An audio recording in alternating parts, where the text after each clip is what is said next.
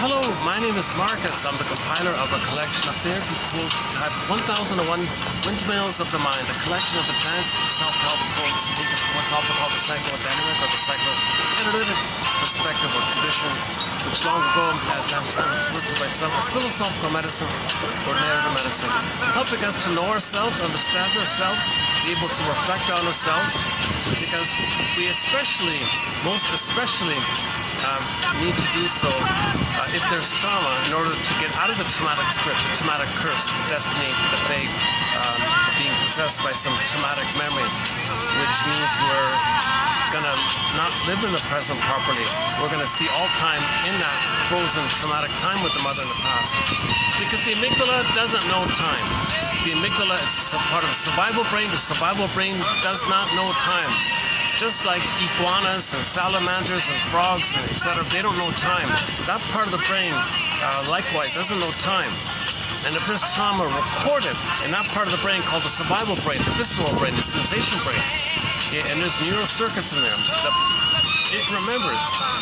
It's a huge fallacy by some others to say, oh, don't worry, the baby won't remember. The baby remembers. The baby remembers. If he wasn't treated like a human being, the baby remembers that. If the baby lost his subjectivity, if you have to freeze it up and exile it, metaphorically speaking, then he's going to have a problem in life where he'll have a hard time recognizing himself as a person, and therefore he won't really appreciate and value others and see them and love them as people. He'll have a problem with the I, thou, person-to-person relating. He'll have a problem like that because he needs to be loved, to have his I as a part of him, his existential self, his ontological self, his sense of self, his midnight blue, his beingness. A little windy today, so I'm experimenting with the umbrella here. See if I can block the wind a bit and see how it goes here. Yeah, I'm playing back this old song here. A nice old song from the late 60s. He only put out one single on side A, is what you just heard, about losing a girl and hoping she'll come back, which we can use as a metaphor. If we lose our feminine, we hope it'll come back. Basic idea. The side B is okay, but that song on side A, she'll come back or something. That's a great little tune. I'm surprised it wasn't a big hit or anything like that. Nice, great little tune, eh? Yeah. How are we doing with the muffling here? Are we blocking out the wind here? I've tried this already. I did a few takes already in the wind. No matter what I do, the wind muffles the sound, so I'm trying the umbrella technique here. Okay, back to our opening premise here. So the opening statement here is that we're born embodied. We're born full and complete. We're born according to how we're supposed to be. Embodied with the sense of self, ontological self. Okay, the feminine element, the feminine principle, the midnight blue, the shakti, the yin, the beingness, the embodiment, this home within quality, this feeling self. We're meant to live from our feeling self. We live to the extent that we come from this feeling self. We live to the extent that we can feel.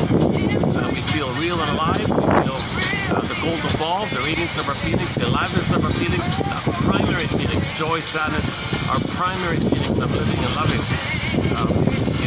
When those primary feelings flash frozen, they get exiled, or the golden ball goes down the well, or the beingness that includes our golden ball. The beingness is sometimes referred to as the feminine element, the feminine principle, because the metaphor was the beingness is kind of still like the moon, like the yin. The yin, it represents like the moon, this sweet, inexhaustible fullness of being, this presence of the moon, the presence of the yin. This beingness means the yin and the moon.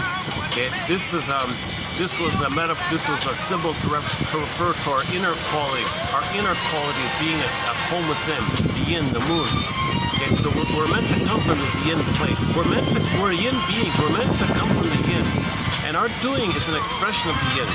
Okay, the yin is similar to the Pegasus, and the Pegasus, the muses would ride the Pegasus.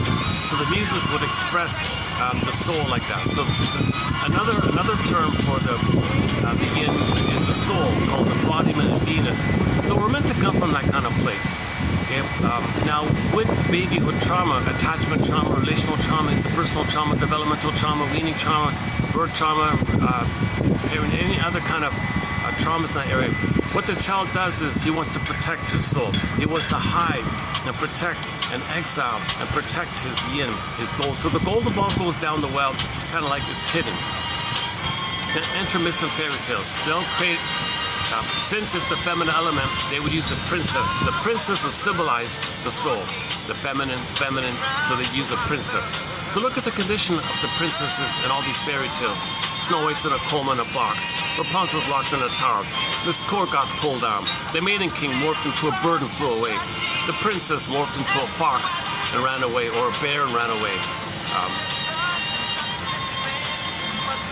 So there's various ways to represent the exiling or the hiding. Echo turns to stone. That's a very graphic one. The echo turns to stone. The budding beauty, because it's so small, sometimes like a pebble now. The stone. Our soul is like a stone. There's a whole film used that as the basis of the whole film. A film called Cold Souls. They represented people's souls kind of like dried out beans and pebbles and stones like that. Because what they're referring to is the budding beauty. Our beingness is kind of like, they call it a budding beauty, like a bud. It's like so they use like a little stone, like a budding beauty, a bud. It didn't have, the bud is meant to blossom and flower and become part of us. But the bud didn't get a chance to blossom. The bud hardened out. Our soul hardened out. Okay, hence the metaphor of the Velveteen Rabbit story. The poor stuffed rabbits kept saying, what does it mean to feel real and alive? Echo, the soul turns to stone and all that. Is the umbrella thing working here? If the wind blows my umbrella away. I started this video indoors. I kind of got busy. My goodness, I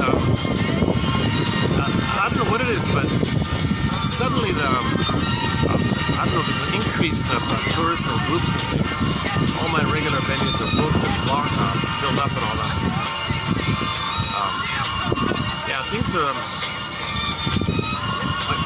okay, I might go back to the mall in the future with that blue backdrop. Okay, back to, let's keep going here. Okay, so our embodiment, it's called psychic pain, emotional pain. To lose our embodiment, to freeze up our soul. The clearest image, in my estimation, is the Greek myth. Miss Court's on the field, Ruth opens up, she gets pulled down. Now look at the condition of the earth. There's a crack in the earth. Okay, that's called psychic pain, because our beingness, our soul, can't stand there. She got swooped down, and you see the byproduct of the crack in the earth. A tribute to this image was an Inside Out 2 film. 1 year ago, this month, I'm posting this in June of 25. A year ago this month, Inside Out 2 came on the scene. And in that film, you see a scene called the sarcasm scene, where in the earth, there was a chasm in the earth. And the associated emotion to reflect the pain of this chasm image called the basic fault, the core fault, the emptiness like that, and our soul can't be there, was the sarcasm mind workers.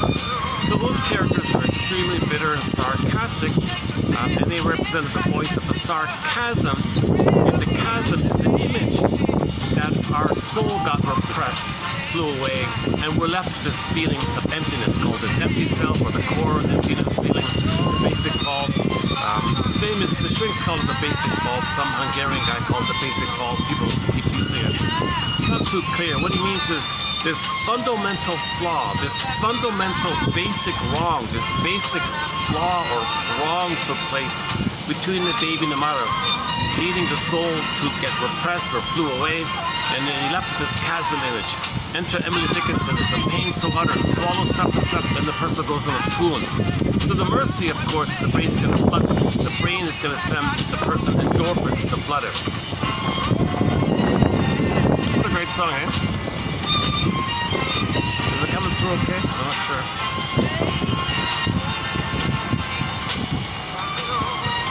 Another new music I just discovered is a 1-hour live concert by an Italian band called The Footprints. That's the name of the band, The Footprints. That's translated into English. In the original Italian, they're an Italian band. It's called L'Orme.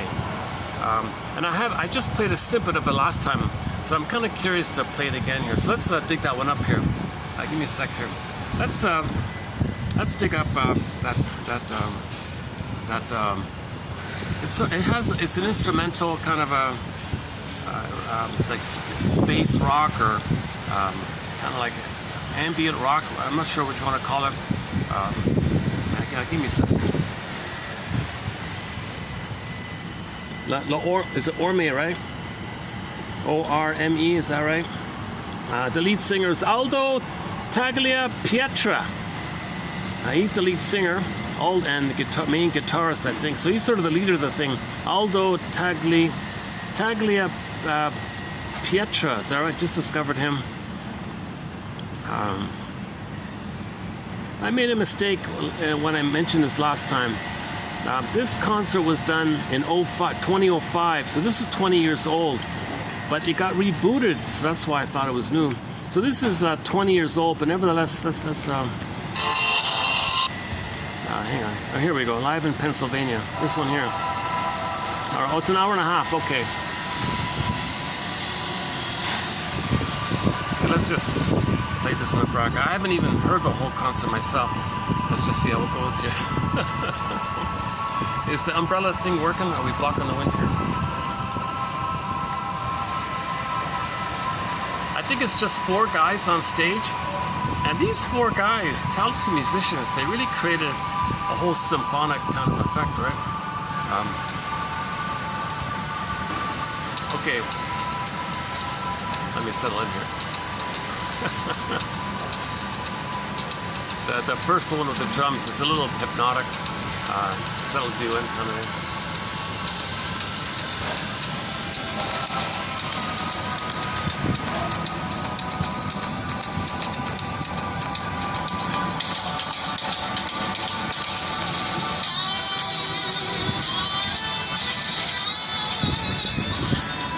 Okay, let's go back to the opening premise based on the image of the core fault scene. Okay, so imagine, it's just a metaphor, so imagine like on the earth there's a crack there, right? Now imagine in your psyche, in your system, in your memories, in your mind somehow, something like that as a metaphor, as a symbol, to represent that your Venus can't be there with you. Your embodiment is not there with you. It's like it's gone kind of thing. It's hidden, it flew away kind of thing. And Emily Dickinson says there's a pain so utter, it swallows substance up that the person goes into a swoon. That's the mercy called endorphins. Now the person's in a trance, in a stupor, they're kind of numb like that. That's going to lead to what Karen Horney calls the paucity of inner experiences. Poverty, inner life, emotional life, feelings are kind of gone like that. Another way of describing it, another way of referring to this is the pin goes in the collar. Okay, so with trauma, the aliveness of the affect, the vibrancy of the affect. Okay, so now the affect, the feelings are not vibrant and alive, so it goes flat. So they put a pin in the collar, so the emotional body out of the collar, the emotional body, the emotions, the affect is all flat, called flat affect. And long ago, in ancient Greece, they had a term for this called athemomolexia. No feelings for your words. In 1973, somebody buried it, called it no words for your feelings. So we're all kind of born. Most people, it seems, are kind of cursed or something, dealt a raw hand right off the bat, especially when the cords are moved and the placentas are moved and the mother's got an agenda to use the baby, the mother miss a tune or whatever's going on an old cunning tail in the mother's baby. If the baby's needs are not met, pin goes on the collar, a flat affect. Yes, he can, above the collar, he can think and see, understands. He doesn't look psychotic, he understands the world, but he's going to be driven by a kind of a psychotic agenda where he's trying to get the needs that were supposed to have been met back in the in that earliest of time, which we don't remember. So the mind is just going to be the drivenness of the need is going to compel the mind to create excuses, rationalizations, flim-flammery, double-talk excuse, a false self, a whole scaffolding of tricks of the mind to see if the person can trick himself on others to see if he can get his needs met. It'll never work because nobody in the present is mother in the past. So you got to find some symbols of mother. So no symbol of mother is the real mother in the past, so it's not going to work. So your mind says, well, find that other symbol. What does that mean with the symbol? Well, what happens is the theory of John F. explains that the baby had a need with the mother. The need wasn't met. That loop is recorded in that survival brain, which doesn't know time. When there's trauma, we repeat. We want to get out of that pain. We want to get out of that frozen pain.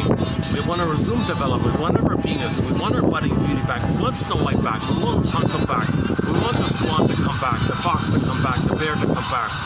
We want our beingness to come back. Odysseus, Theseus, Perseus, and all the heroes of the fairy tales are saying, I want my soul back. I want my beingness back. I want my embodiment, called the hero's journey. Curious to see how this sounds on the playback. I think I'm blocking most of the wind here, but let's try this.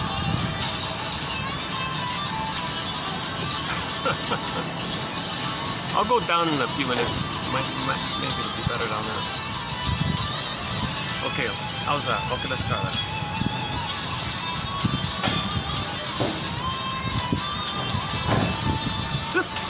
This build, my goodness, this construction has been going on pretty much continuously for the past 3 years, eh? That's one slow building that got going.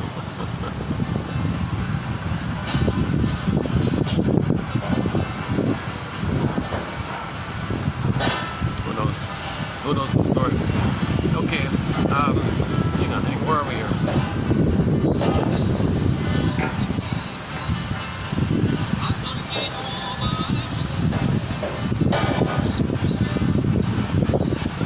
Let me settle in here. I'm still getting used to this here.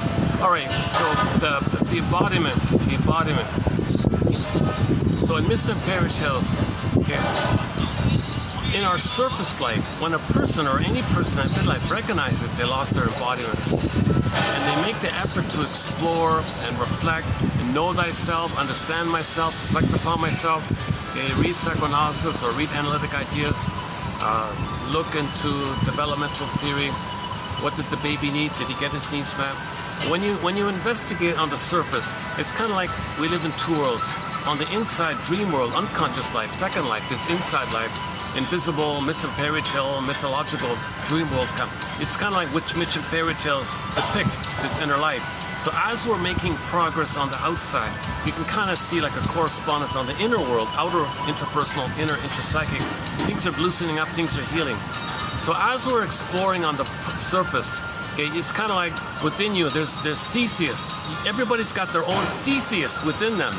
Okay, and Theseus is in the labyrinth, this labyrinth of the unconscious. And you exploring and understanding, that's you giving Theseus a thread, a guide. So as you're understanding and reflecting and reading material like that, you're kind of giving your own Theseus a thread. Your own Theseus within needs a thread. Now sometimes Theseus is Perseus. Perseus needs a reflecting capacity. So as you reflect, now you got Perseus within you reflecting.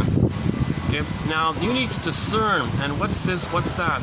Okay, what is what? That's the sword. Now Perseus has the symbol of discernment. It's called the sword of discrimination, the sword of discernment.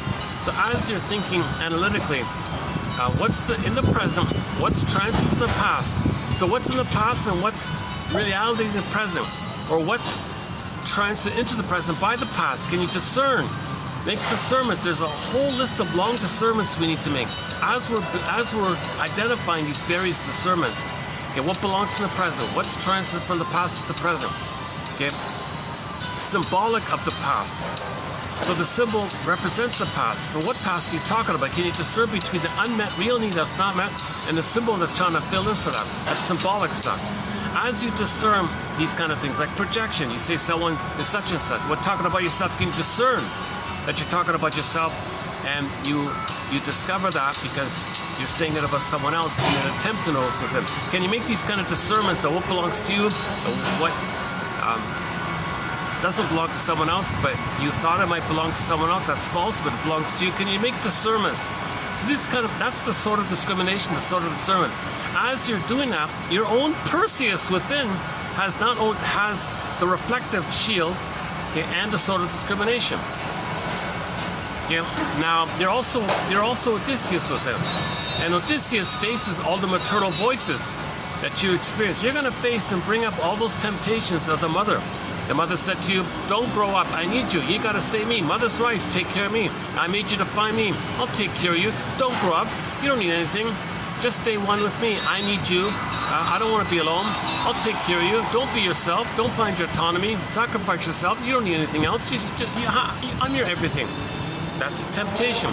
So you got to be like Odysseus and recognize and face that if Calypso, in the Odyssey, the version, the Calypso is kind of that voice.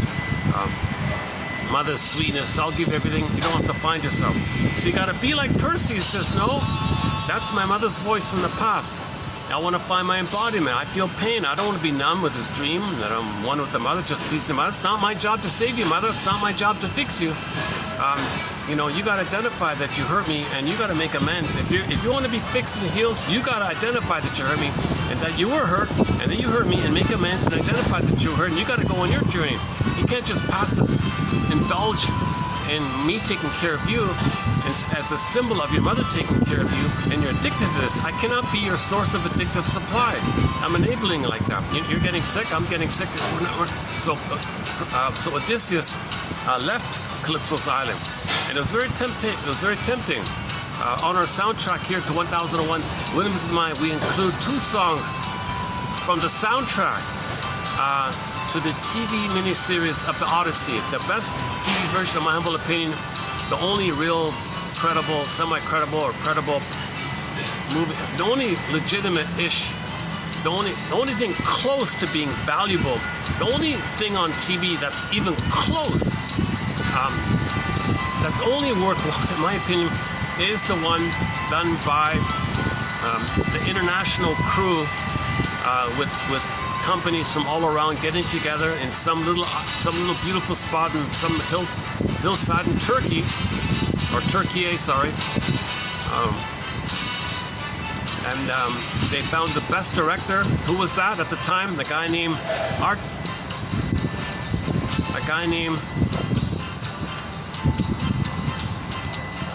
Andrei Konchalovsky. He was considered one of the best or greatest film directors of all time. So they got the best they could find. He did a great job. He really did a great job. He understood the fairy tale. He understood that it's a metaphor. Now you got to have a soundtrack. One of the greatest film score people was a guy named Eduard Artemiev.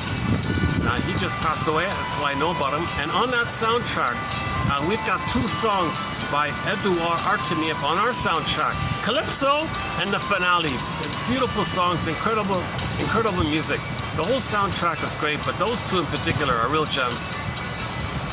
And who's going to play Odysseus? I thought they did a great job.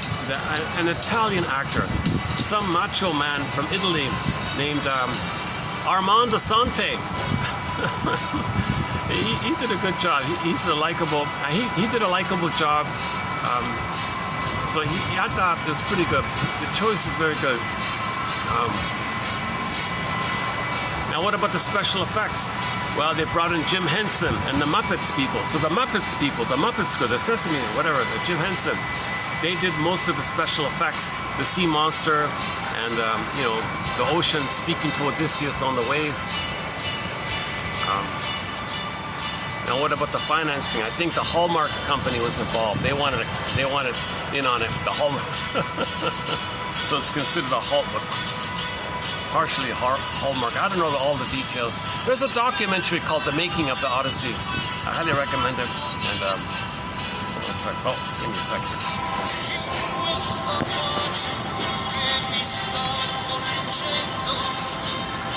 Oh my! Oh, my umbrella's still wet from yesterday. That's why it's getting bugs here.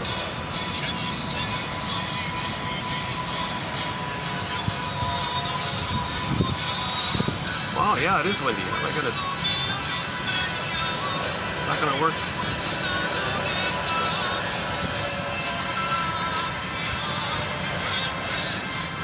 Maybe I can, son of a gun, is there any other, maybe I should go downstairs. You're hearing, are you hearing the wind on the phone, the muffling?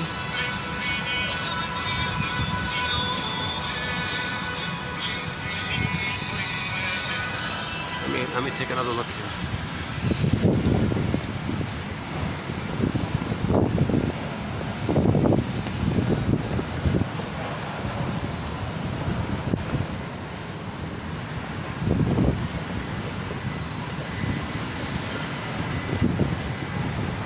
That's pretty much, yeah, it's windy everywhere. There's no real spot that blocks the wind. Unless no, I've never done it. If I do it here, the guard's going to come running out. The security guard. Let's try this. Let's try this. Oh, hold on. Let's experiment. Let's try this.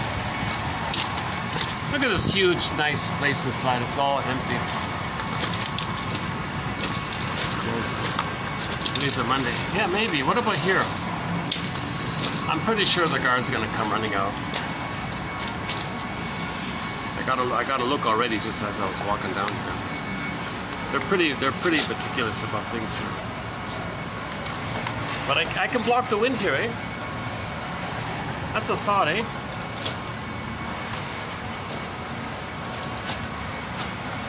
Oh, I know. No, they're not gonna like it. I'm pretty sure they're not gonna like me being here. But let's see if I sit here. Let's see. The wind is blocked, right? And I got a nice tree in the background. I think they'll let me stay here.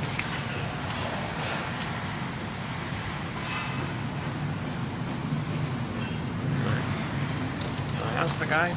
Let's see.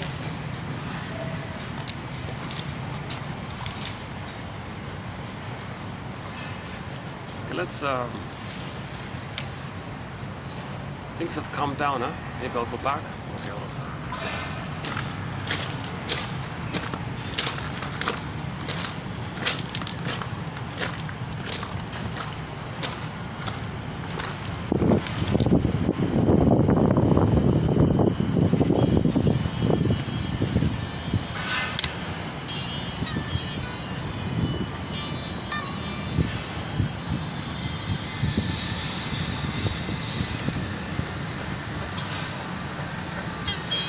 this might be our first sitar piece here.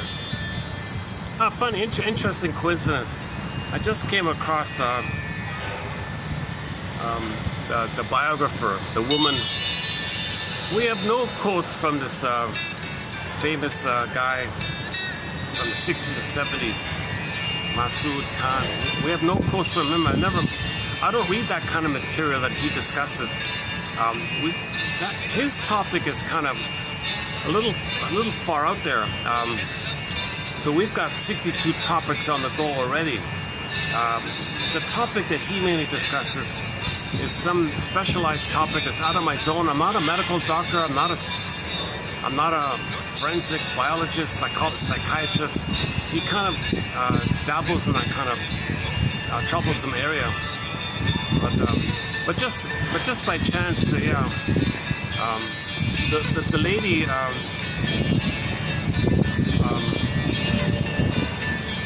did a biography of this guy because she was curious, why is there so much controversy around him? And he does have like an incredible kind of story. I don't know all of it, but the sitar reminds me of it.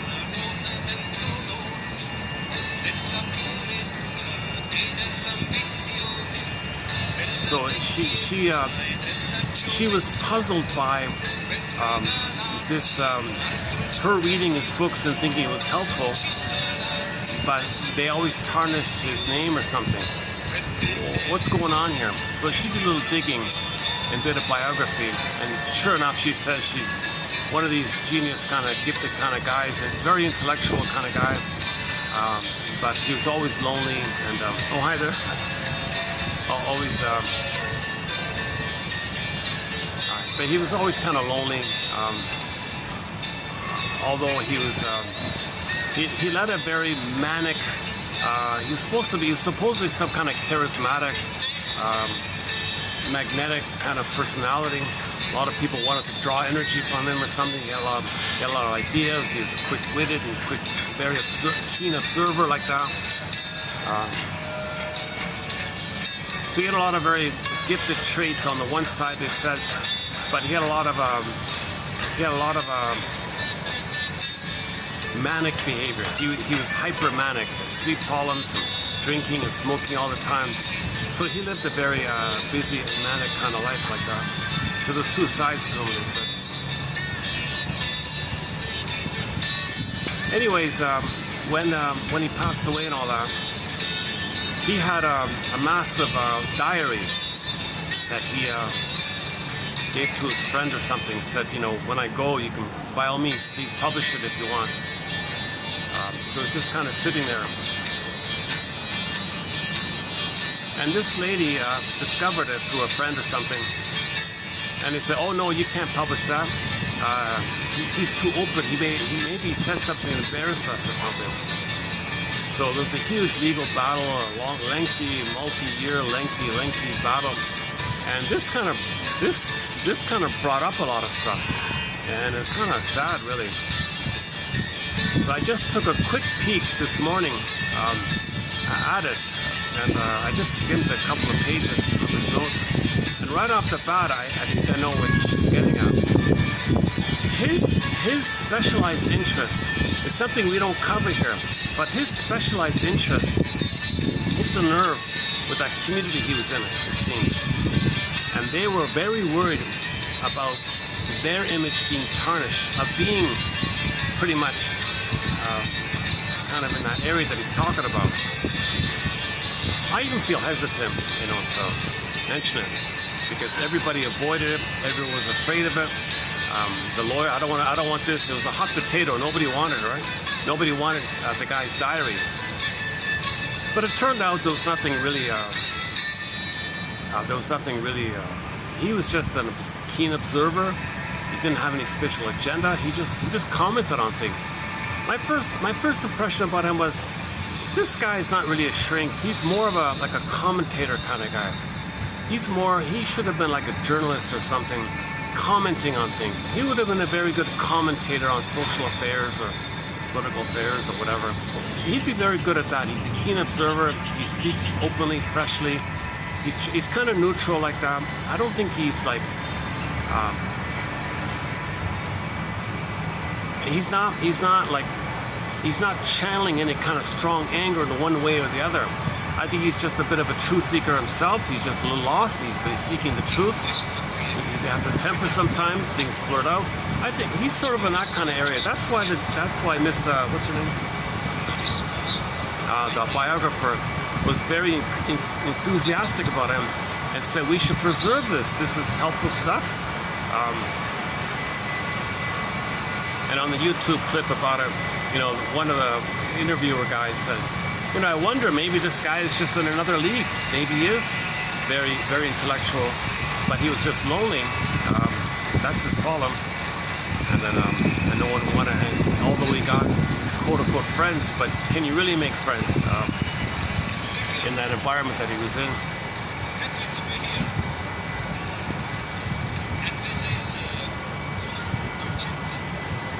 So, one of the entries in his diary was that he was about to publish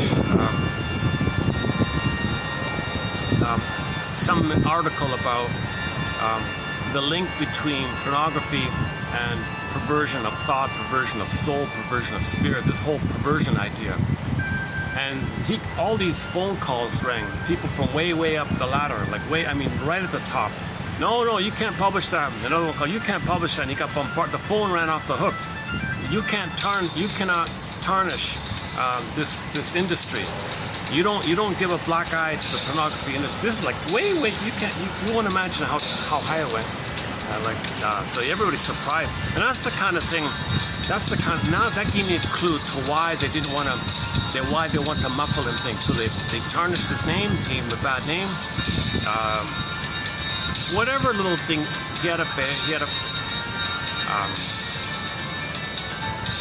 What he did was nothing compared to what the people above him are trying to hide, what they're trying to cover up. So they want to, like, tables turn. No, he's a terrible one. Look at him.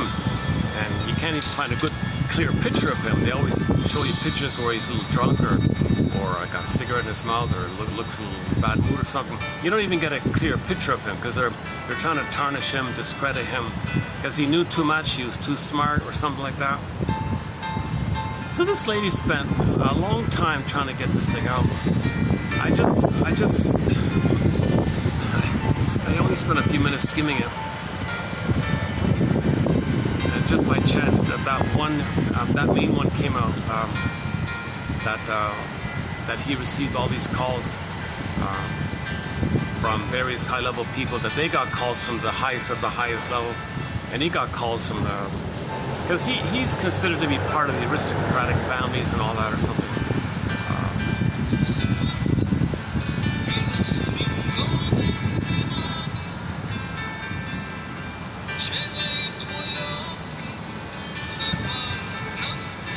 So I don't know if that article they were referred to did get published or not. I don't know. I don't know the details.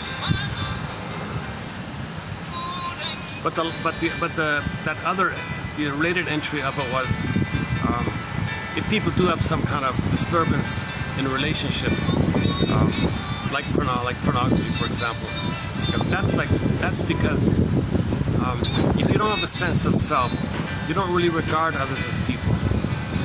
And you're looking at symbols of parts of your mother. You're not relating person to person.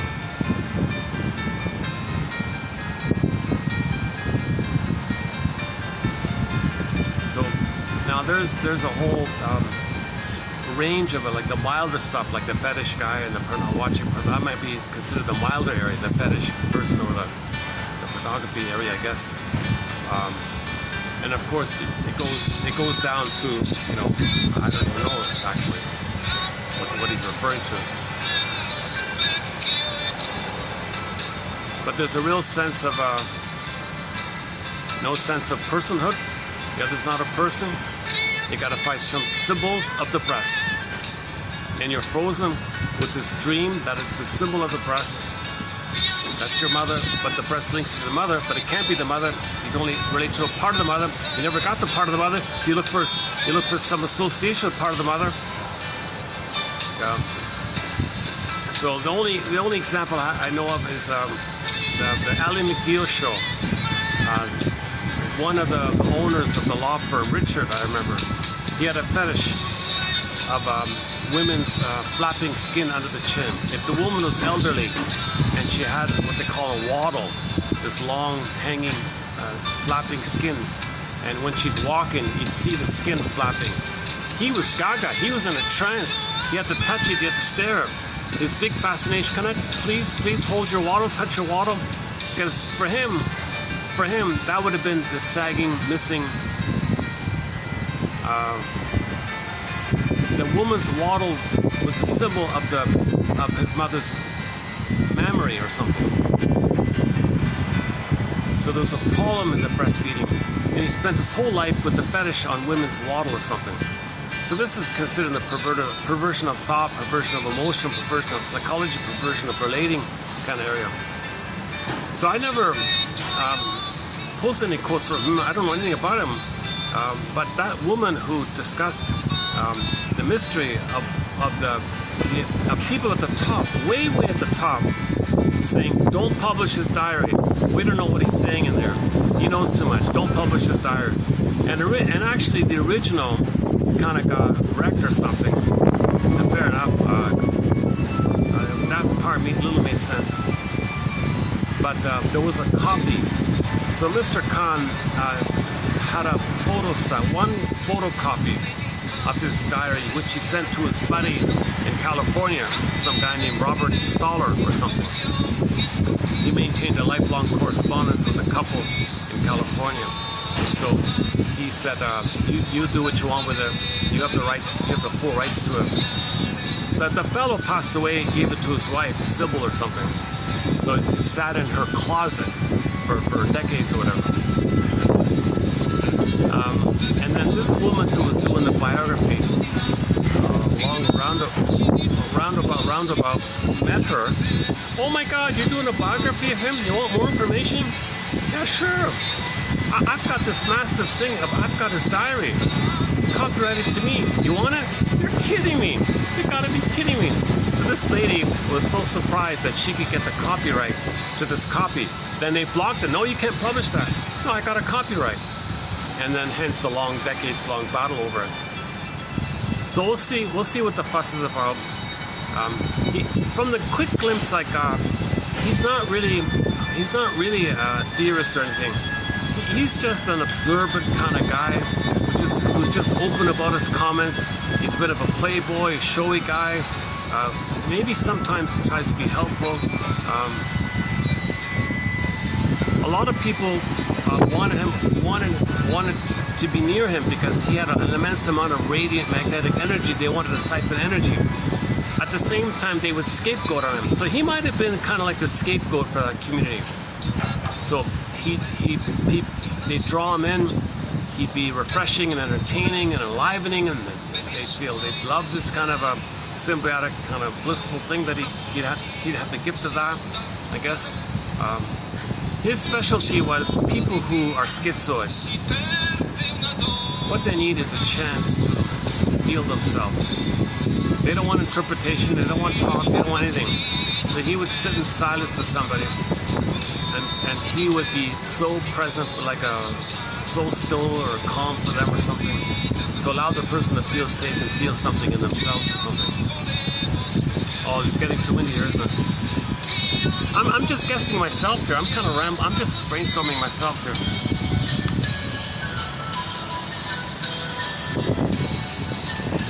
Yeah, you're not hearing it, right? With the wind, I know. It's too bad about the wind, eh? No, it's too bad that my phone can't somehow block the wind. Go back to the umbrella.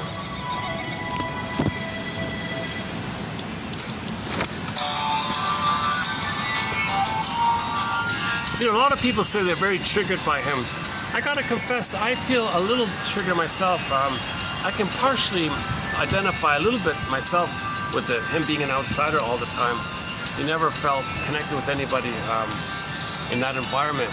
And I can imagine what he went through.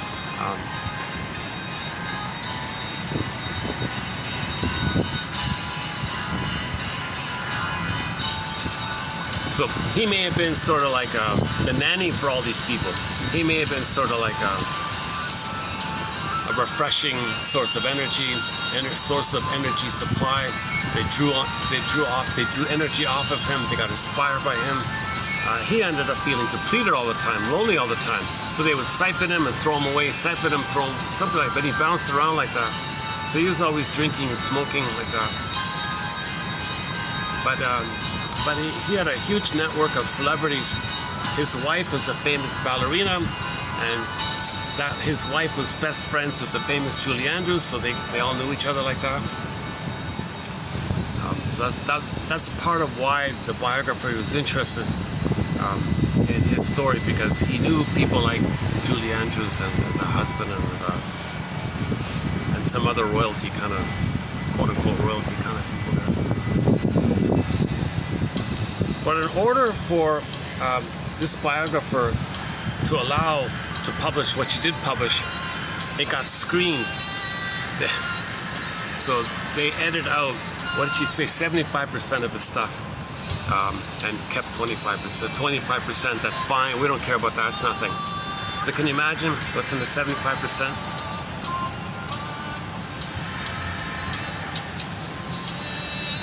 So he's part of his charm was to maybe gossip a little bit, got people excited with his gossip.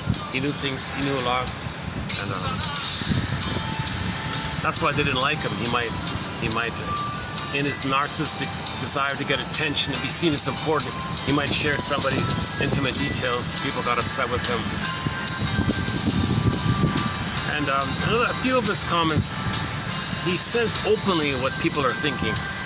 Like, people are quiet about it. He says it openly. And there's a bit of a relief that somebody said it. For Pete's sakes, for hundreds of years, this has been silent. All these perverted kind of characters. He kind of says it openly. And maybe that's why he's specialized in the topic of perversion. He's just surrounded by it all the time. Maybe that's why they want to muffle his diary and all that.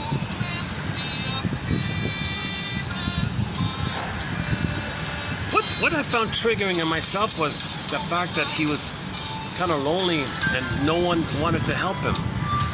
Like no one, people were messing with him. They, what do you think? Well, you know, I had developmental misfortune in my childhood, and I'm trying to develop myself. I could use therapy and analysis. Oh, really? Why? They didn't really want to help him. They just wanted to use him somehow and have fun with his efforts, fun with his suffering.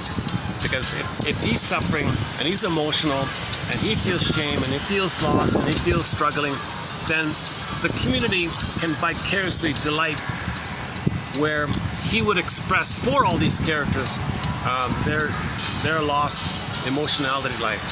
So he was a little BPD-ish or something, or a little hysterical or something sometimes. So he would express the emotions for a lot of very detached, shut down, schizoidal types like that. So they were drawn to have somebody express emotions for them on their behalf. So he might be a vicarious, voyeuristic, emotional expressor for a lot of people. But they don't want to help him. Others want relief of seeing someone express their feelings for them. And these people feel important doing this. If they don't want to feel shame, all right, mister, you tell me your story. Oh, you feel shame? Oh, good, I like that. I got a feeling a lot of that happened. So no matter how manic he was, no matter how many people he knew, he was always lonely. There was never a real connection with anybody.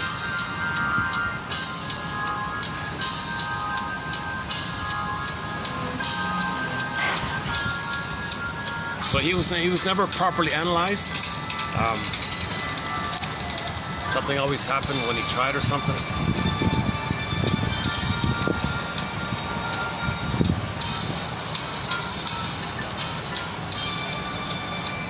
So I'm wondering if maybe is he either a narcissist himself, but with some codependent caretaker traits. Okay, and that's his problem. Or is his problem that he is sort of a caretaker, codependent, with narcissistic traits under stress. And he couldn't get his individuation. He couldn't achieve his psychological birth or autonomy. He was an attention seeker. Because his family was wealthy, he could do these various stunts and antics sometimes. He'd show up at a conference on a white horse as an antique or something at one time or something. But that woman's video on YouTube kind of piqued my interest like that. So we'll have a couple of quotes from Mr. Khan coming up, I think. But not too much. It's out of my zone. I don't get this kind of thing.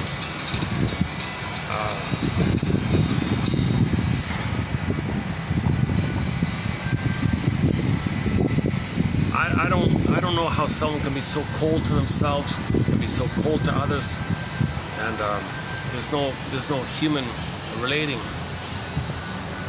So the closest they can do is either schizoid detached, like a turtle, or if they're brave enough, they search for a fetishistic kind of thing.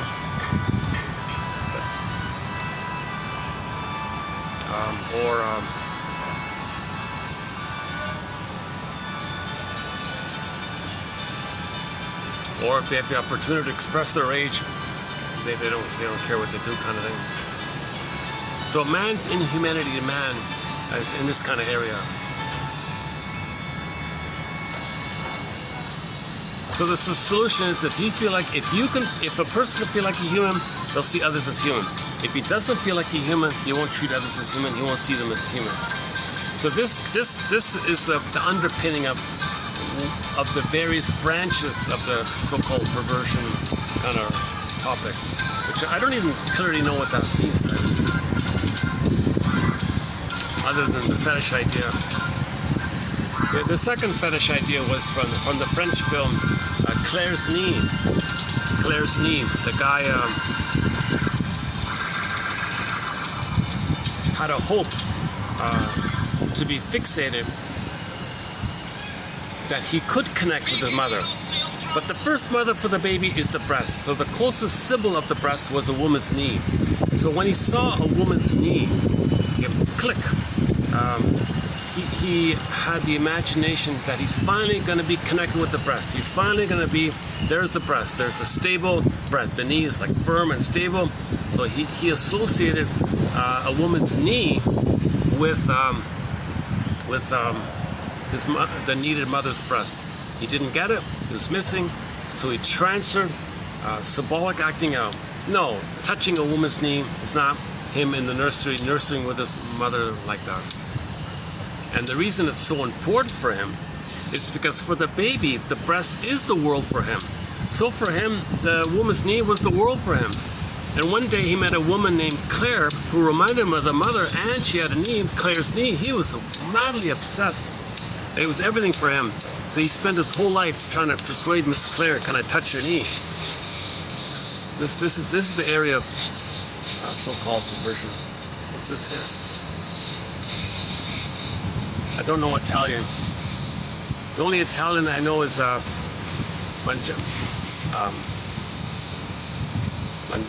mangiara. Time for food or something. Mangiala, time for food, time to eat. Mangiala. Vieni qua means come here, please come, please. Vieni qua, or hurry up or something. Hurry up, vieni qua.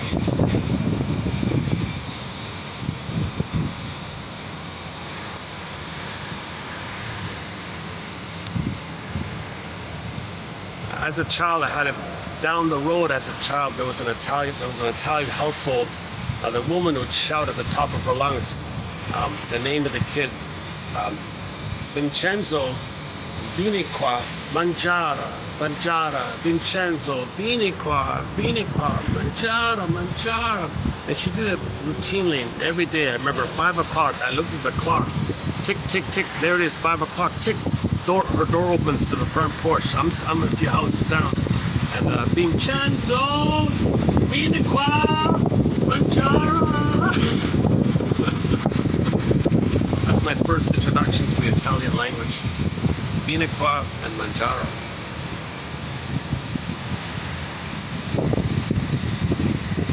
He was a naughty, Vincenzo was a naughty rascal kind of guy. So he had a very demanding mother, so he expresses anger by not showing up on time. So if he's expected to show up on time at 5 o'clock for mangiare, he'd be late, he wouldn't be around, she'd get angry. That's his passive-aggressive anger at his mother to not do what she wants. So she got very angry at that. So Vincenzo was passive-aggressive. He can only express his anger by what he doesn't do. Passive-aggressive people express their anger more so by what they don't do. The mother was shouting, so that was aggressive in a way, verbally aggressive. And he could never do that. He was a meek kind of guy. So he expresses anger by not following through, by not doing what people want, not doing what people expect. That's his power, that's his assertion, that's his anger, that's the back of his mother. No mother, that's his way to say no to the mother. So he would never show up. And this was some kind of ritual between the two. It went on for years and years.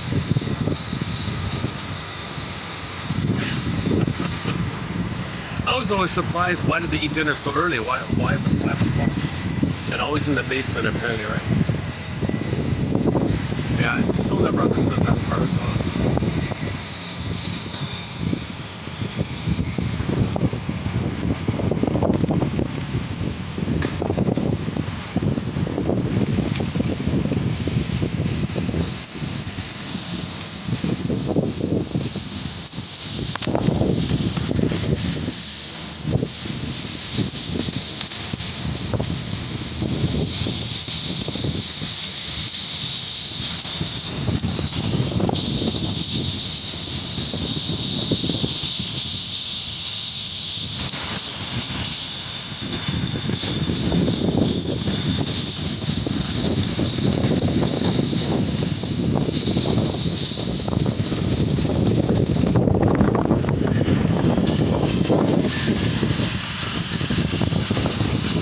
Is it working with the umbrella, with the wind?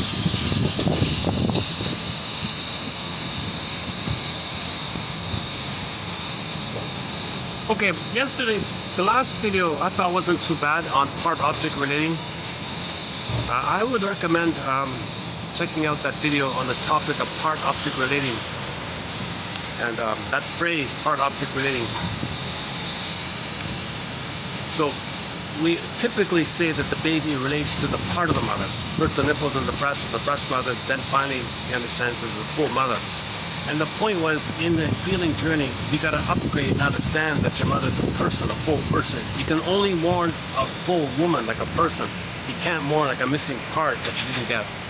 That's complicated grief, aggravated grief, the deal we're in, what to do. Because from the baby's point of view, that part of the mother is the whole thing. It's like the whole world for him.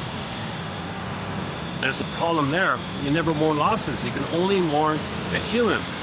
But when you're dealing with part-object relating, okay, associated with part-object relating, okay, so baby thinks the breast is his possession, it belongs to him, the breast is not behaving, so bad breast, good breast, psychic splitting.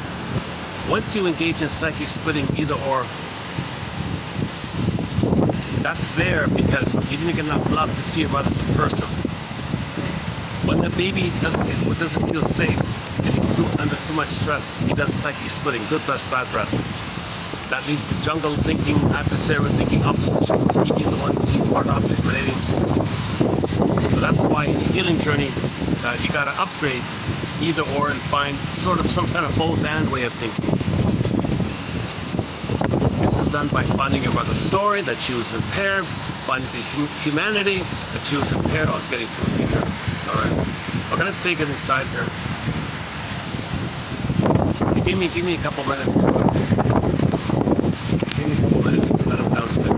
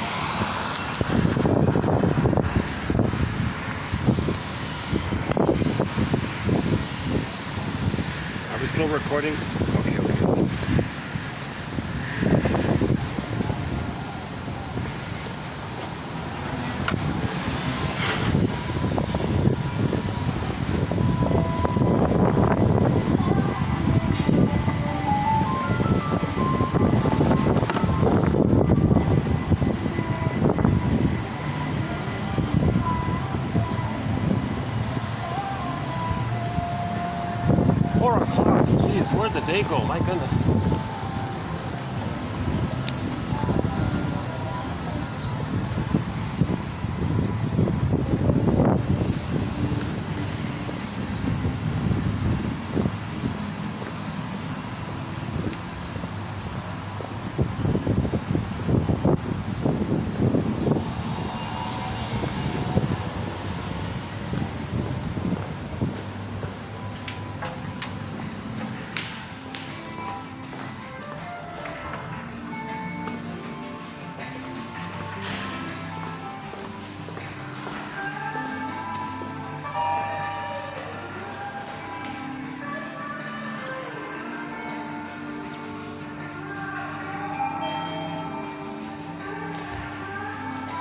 So I'm going to see if I can turn this video mainly into sort of a part 2 on the topic of part-object relating.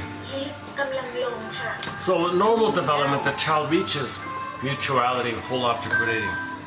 But if he's traumatized very early on, he didn't get to that place. He's stuck with part-object relating. That's why some people look at others in terms of need satisfaction, not relating. Typical of narcissism and the bully pattern, Iago pattern.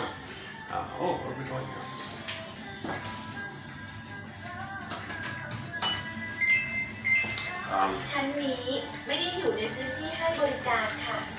Yeah, maybe I can just stay in the elevator for a while. So we're posting this in the year 2025. Yeah, as mentioned earlier, June of 1 year ago. 1 year ago, June. Inside Out 2 film. Let's see if they get lucky here. Oh.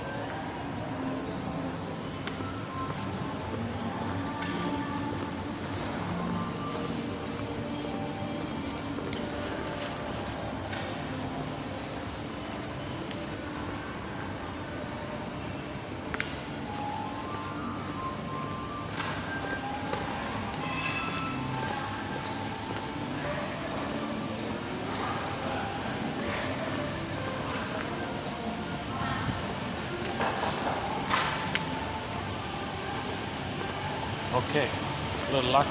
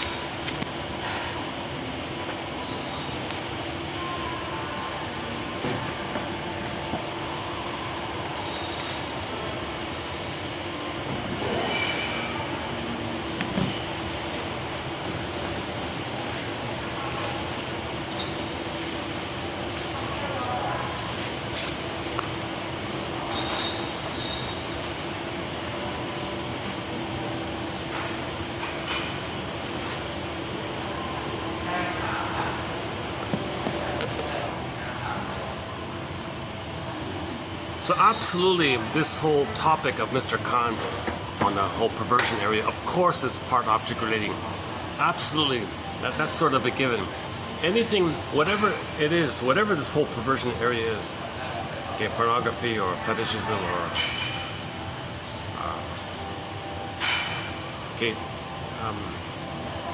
similar to narcissism, they treat people like things that should serve them. That's perversion of thought. So the term perversion is not only the physical thing, that's a part of it. In its more broader term, it's when you treat somebody symbolically like a part of your mother. That's whacked, it's perverted, it's disturbed, it's distorted. The meaning like that. Now, sometimes this is sexualized. That kind of topic I don't know about, but so-called auto-sexualization or something. So that's another topic, maybe for the future. I want to stick with the 62 that we've got on the go. Another challenging topic is the blues one. He's got the blues, she's got the blues, they've got the blues. So we posted a couple of quotes recently on that difficult topic. So we don't have a thread yet really on the blues. And we don't have a thread on this perversion area. But in the general usage of the term, in the most broadest gestalt term, it's perversion of thought, disturbance of thought. Okay. So a narcissist looks at people and thinks, you're gonna give me what I want? I'm entitled. Entitlement is perversion of thought. See, entitlement is perversion of thought. Once you're relating to symbolic breast, people with narcissism treat everybody as a symbolic breast. Okay, they want to siphon dry, dump the waste, hate, get the quote-unquote good to supply because they're center stage, all about them. They never left that place. In the beginning, the baby, when he's nursing, it's all about him. He's center stage. It's all about him. He owns the breast, part of him, should serve him, and he's entitled, and he's in a state of entitlement. Narcissism is flash frozen there, so they think they transfer that template onto the world, think everybody should just serve them, they're entitled. That's a perversion of thought, perversion of whatever. So that's why everybody's surprised when they have a friend and they thought, you mean all this time you're just using me for some little thing, and now that's not available, you're gone, like you forgot me or something? I can't believe it. Well, in their mind, in their template, in their working model of mind, the oneness with the mother was missing. There's like a hole there, so they're looking for the memory of mother loving them, meeting those needs.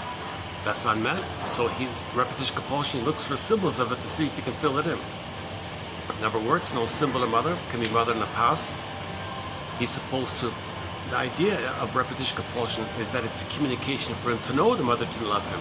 A narcissist is meant to know, Mama, oh my God, mother failed me, she didn't love me, she didn't give me the oneness.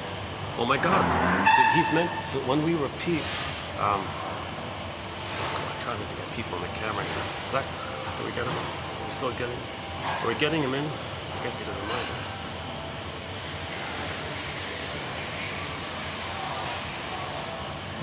What's gonna go? Maybe I can turn the chair. Let me try. Okay, let me try something here. Hold on a second.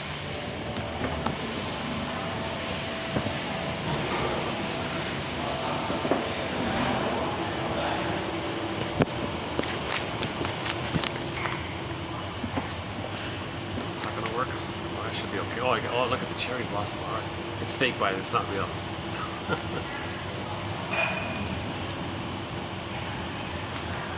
Okay, where are we here? Let me get used to this environment. So, in the part object relating, so the story begins when the baby's trying to get the oneness of the mother. The first mother for the baby is the nipple, believe it or not. Okay. Now, whether or not Fairbairn says he has some kind of emotional sense of a full woman, whatever, but he's mainly relating to the nipple, and then to the breast, and then together called the breast mother.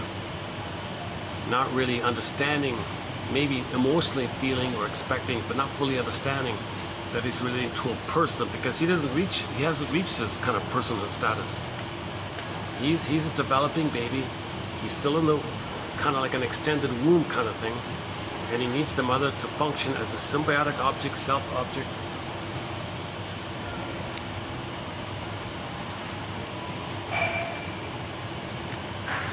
Yeah, I didn't really realize this, but I also get little.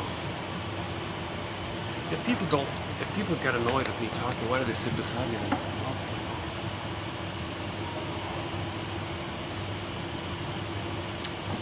Okay, let's try another spot here.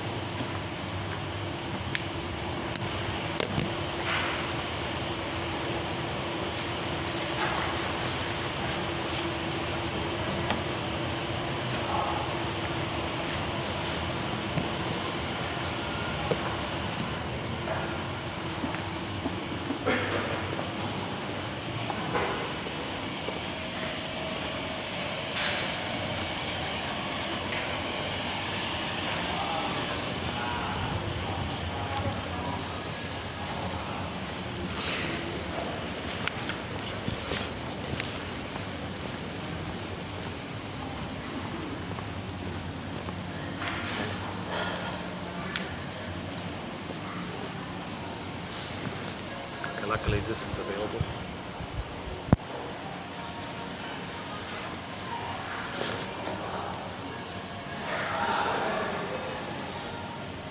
So, let's get the quotes. This spot won't last long. Okay, where are we here? Where can I avoid the? Okay, let's. Is that okay?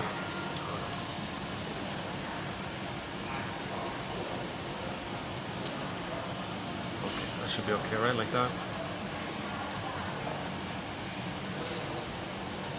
What about just like that. Okay, here we go. I'm not supposed to get people on the camera. I went to a fancy hotel once. I set up, and the waitress showed me a sign: no filming, no filming. Oh wow.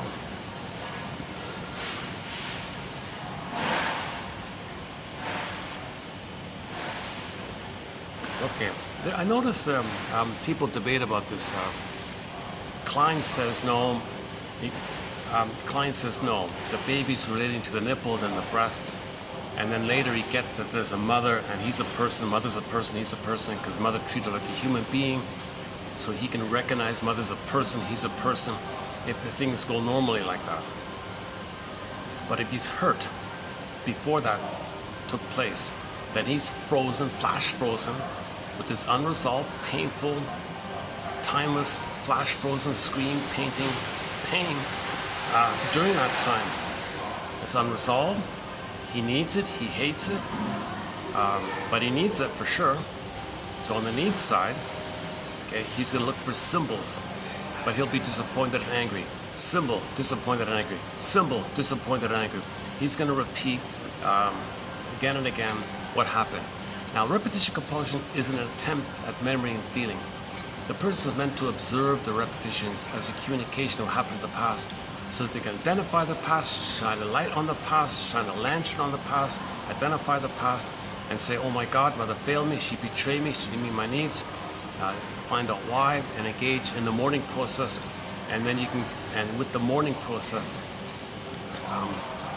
the image is the firebird appears. You hop in the back of the firebird, you ride the firebird, that's the phoenix. So you get your feelings back, your beingness back, when you could admit the reality. See, you need an I to admit a loss, an I to admit the reality. There's got to be an I there. So if you can't do it, that builds the I, and building the I allows you to admit the reality of the loss. So we repeat in an attempt to remember. So if a person's repeating something again and again, he's meant to make the inference. He's meant to regard that as a symbolic interpretation. Okay? A communication from a part of the brain inside him. There's a part of the brain inside of his brain called the non-reporting brain. It won't directly report to the person. So the information in the non-reporting brain goes to the inferring mind. The inferring mind. The inferring mind is part of the psychic's innate drive for healing to make the person conscious. So now the person is going to repeat, so the person can make the inference from the inferring mind, with the inferring mind saying to the conscious mind, hey conscious mind, could you please make the inference? I've got some data here from the non-reporting brain. I got it. My job is to infer it to you. Can you please make the inference? Just guess, wonder. Come on, poke around, be a detective. Why are you doing this? Why are you doing this? Self-knowledge, self-introspection. Why are you doing this? Make the inference. Come on, guess. Free associate, maybe this. Come on. Because this is the drive to get your story. Because if you get your story, you can stop repeating. If you don't even try to get your story, you're going to keep on repeating. So you're stuck in this kind of thing.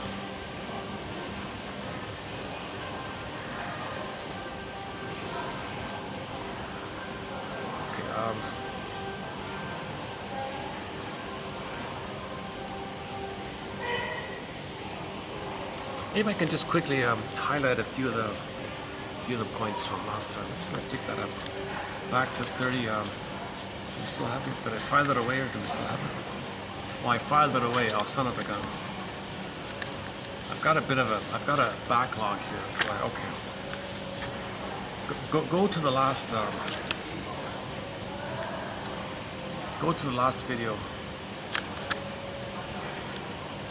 which was 3040, right? Was it 3040? Yeah, go to 3040 for that one.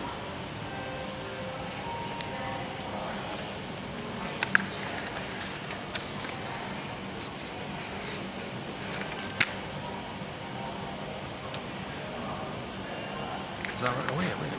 What am I talking about?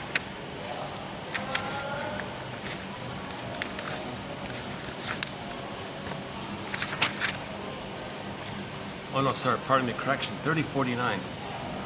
Okay, so part one of this important topic called part-object relating is here, 3049.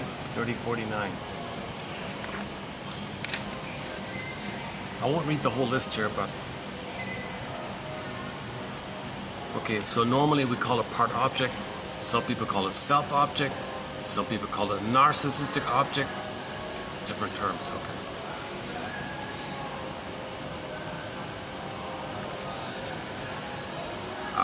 This is a stage of need satisfaction, not relationship, not mutuality. I have a need, mother. I don't see you as a person. I can't give anything back to you. There's no back and forth, really. The only back and forth is I'm telling you I have a need. You don't mean my need. I'm angry at you. That's not really like a mutual relating.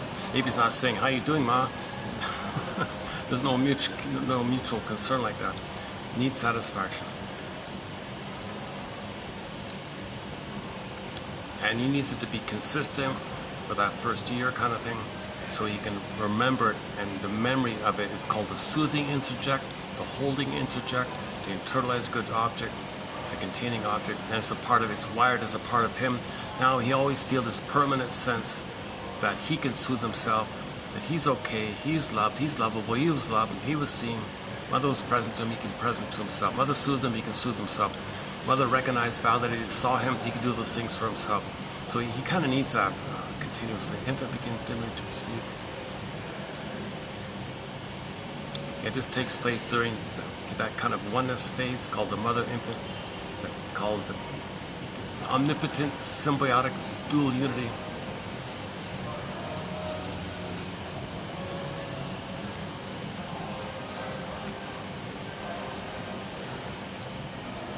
Okay, one guy was saying, people who are stuck with part-object relating in their intimate relations, there's no mutuality, there won't be affection, there won't be concern for the wholeness of the person. So that's what he's saying. Versus the tenderness area, the affection area of person to person. There's a more of a warm, creative dance of two loving people like that. Versus one's empty, the other's empty. You're symbolic, mother, you're symbolic, mother. Create the fusion, fantasy fusion, all exciting like that. That doesn't heal. So the difference between part-object relating and whole-object relating, of course. Does the internet promote part-object relating? Discussed yesterday. I won't do it here. Okay. Intuitively, my first response is, it probably does. I don't know why, but generally speaking, overall, it probably does. From an overall point of view, spending too much time on the internet probably does make you miss out on needed personal relations. So the stress, the sadness about that, under the stress of lack of real relationships. Now you're into fantasy land on the internet. It might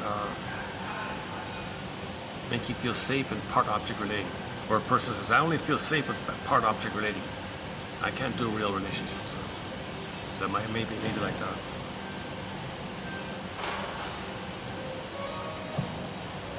Therapist seeks to identify affects within their corresponding part-self and part-object representations, identify the ways in which the client alternates between experiencing himself or herself as the self or other in the part-object relations dyads, identifies the dyads that defend against one another and interpret the defenses that perpetuate this lack of integration, characterizing a sense of self and others.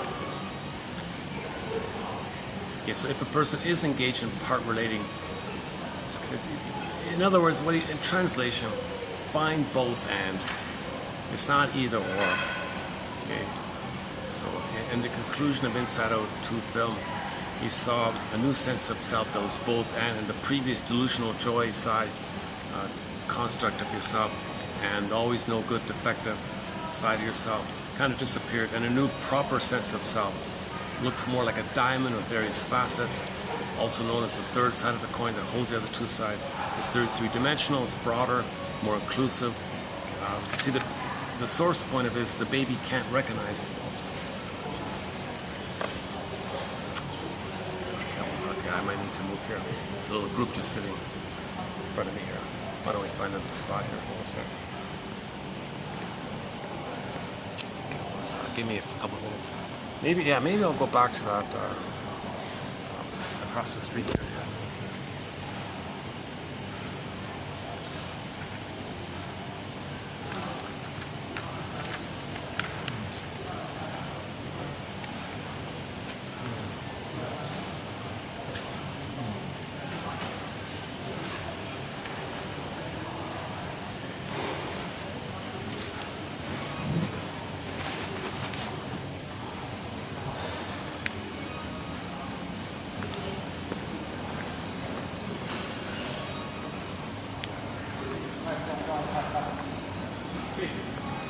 快点，快点。稍后停在这里啊。会停在哪里啊？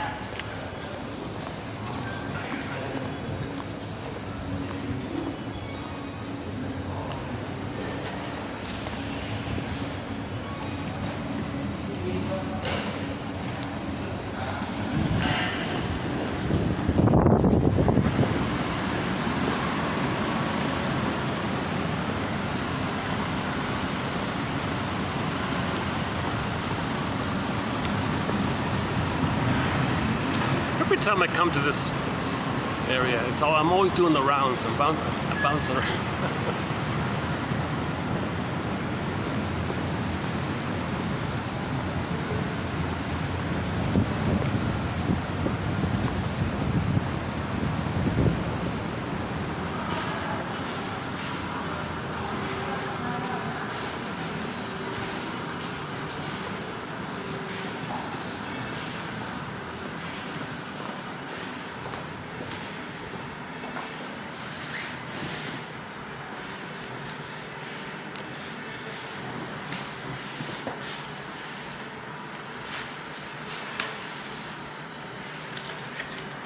Okay, what else?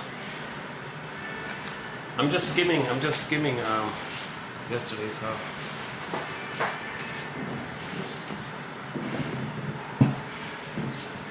An individual who only has part-object relations is not fully developed, obviously.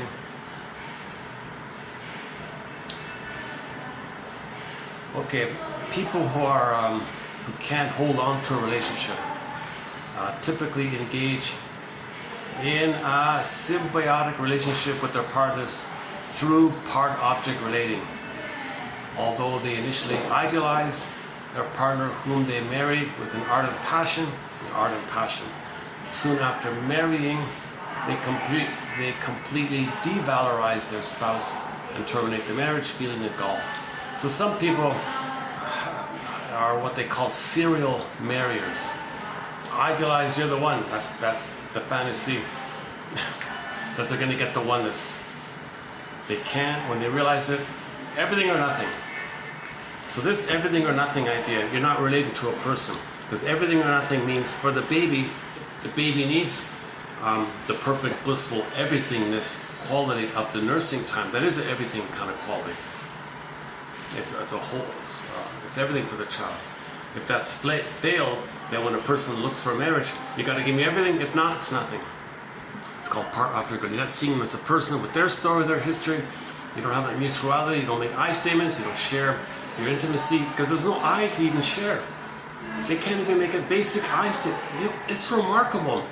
The simplest thing, a quick clue to this problem of homotropicus is that see if you can find anybody in your life who can make even the simplest, elementary, even children's version of an I statement. The simplest little thing. When that happened, I felt such and such, the little bite. That's like the most elementary beginning point. There's much more to it. Even that, even a children's I statement, most people cannot make. I'm not going to share that. I'm not going to be vulnerable. I don't know what I feel. I'm not going to tell them that. I'm angry at them. I'm not going to share with them. I don't know what I feel. I'm embarrassed to say that. Or they'll have a million excuses of why they won't make an I statement.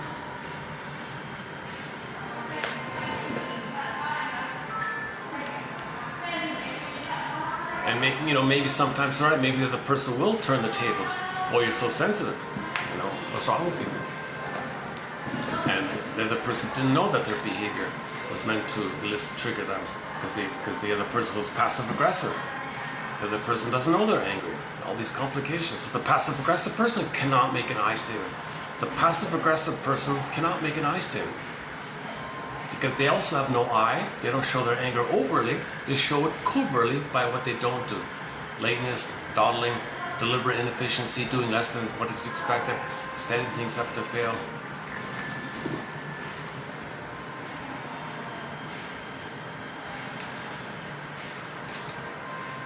Okay, what else?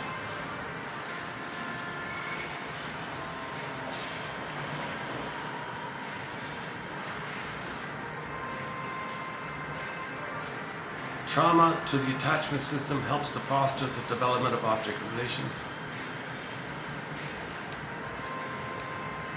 Part-object relations.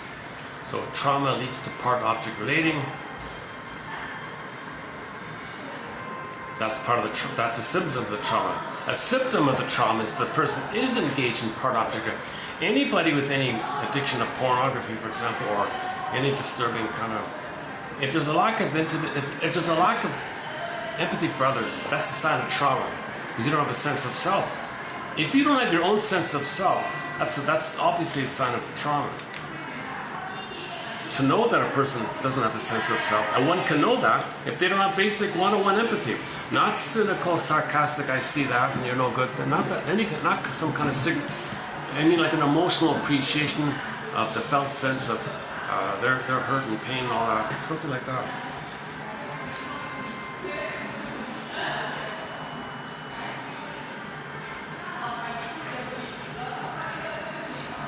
Okay, let's just leave it there.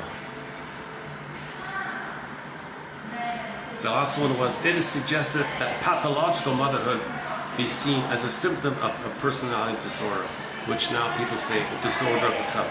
So if the mother is doing what's called pathological mothering, okay, using the baby as a part, okay, as a symbolic representation of a missing part from her missing childhood, that's pathological mother. If the mother turns to the baby to meet her needs, that's pathological motherhood. If in any way the mother's not treating the baby like a human being, that's pathological motherhood, that because she has a disorder, but she's neurotic and dysfunctional, she's impaired, etc. She's emotionally immature, etc. Okay, that's sort of a part. That's 49, right? 49. And then, okay, and then not so much 50, but 51 is going to be a bit of a continuation. Okay, so part 2 of the topic of part-object relations. So I'm still in preview mode here, so let's do a preview of part 2 on this topic. The term part-object describes a part or an aspect of the self or the other which may be all that the baby can perceive and relate to. The good breast and bad breast, quote unquote, are the prototypical part objects.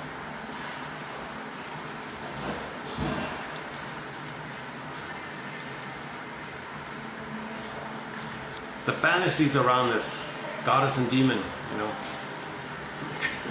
later on. Okay, the quote good breast and the quote bad breast are the prototypical part objects.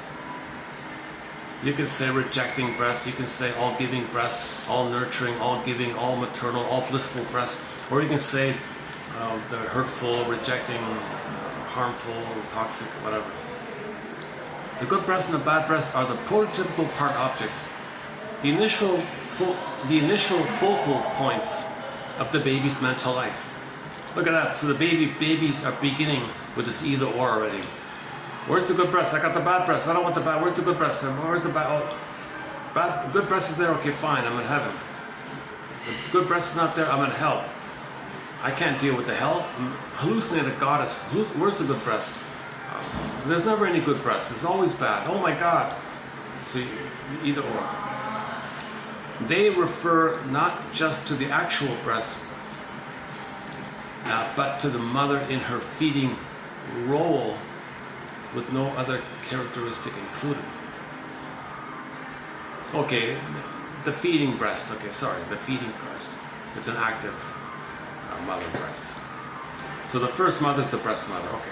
The older baby or child may regress to part object relating because he feels the world is so dangerous, probably through his projection, that he can only deal with other people via part object relating. So either he got to whole object relating but then was stressed out and went back to part object relating, or he never got to whole object relating and stayed in part object relating. In later life, part object relating results in other people feeling exploited by the person who simply uses them for whatever, fill in the blank. Yeah, like his community, Mr. Khan's, the community around Mr. Khan, for information, for his enthusiasm. They just wanted like some aspect. They didn't care about us as a person, obviously. It didn't seem like anyone, from the little I get, no one really cared about us as a person. No one even gave him a proper interpretation. No one gave him any feedback. And these are shrinks. He's immersed in the shrink community. No one's even analyzing him, kind of thing. They just wanted something from him. I think that's the cover up. I think that's the shameful secret that they're trying to cover up over there. Rather than seeing them as people in their own right.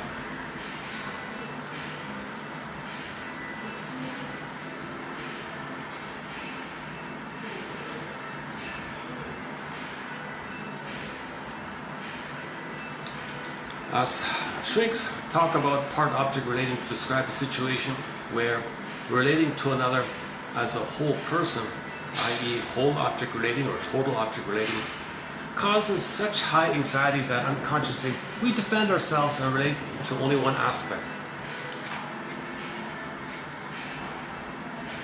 Yeah, the gold digger, back to the gold digger. I can't relate to you as a person, but I can relate to your money. Yeah, I'll have a relationship with your money, give it to me. You know, so she's also engaged in part object relating. Or the playboy, or the play. I can't relate to you as a person. Your story. I don't understand any of that, but I can relate to the part of you. So he may be drawn to a part of the woman. Okay, so yeah, the woman might say, "What part of me turns you on?" or something. You may say, "Oh, that part, fill in the blank." So he's relating mainly to the part. Actually, we have a hang on. On that point, hang on. Coming up in 3050, one author quoted from a novel to make the point about part object relating. So let's do this. Just jump to this one here. Klein's concept of the paranoid schizoid position. Okay, paranoid schizoid position is also part object relating, also known as the paranoid schizoid position. Okay, schizo either or. Okay, you're going to project your rage onto the mother, thinks the mother's dangerous. You're angry, the mother's angry. That's the paranoid part. Klein's concept of the paranoid schizoid position characterizes the first few months of life in which the baby cannot yet reconcile the coexistence of feelings of love and hate towards the mother. It's either or for the baby. If he gets it all, that's what he wants. If he doesn't get it all, click. It's hate. It's heaven or hell for the baby. Baby can't do ambivalence, he can't do shades, he can't do confusion. He needs a blissful symbiotic heaven. If that's not there, clicks. It just clicks for the baby. He can't understand anything else. It's heaven or hell for the baby. That's how the poor little baby with no ego deals with this. He just does psychic splitting. It's heaven or hell. So splitting is a defense mechanisms. All defense mechanisms are psychic defenses, meaning something we do in the mind to deal with the pain. So you organize the pain with the mother by denying that she's hurting you. No, she's not a monster. Hallucinated goddess. Oh, there's my mother. Okay, so hate, love and hate. The baby can't recognize the mother as offering both. Mother's generally loving. Sometimes she's having a bad day, but he still loves her. But doesn't like what she's doing, but he still loves, that kind of, he can't do that. The baby cannot reconcile how the same person is both the provider and withholder of wants and needs. Baby can't do it. I can't believe this. Mother's supposed to be the all-good breast. She's withholding? What the hell? It's beeping on me. Something's clicking on me. Is that my other phone or something? Oh, probably some annoying notification. I thought I turned all those off.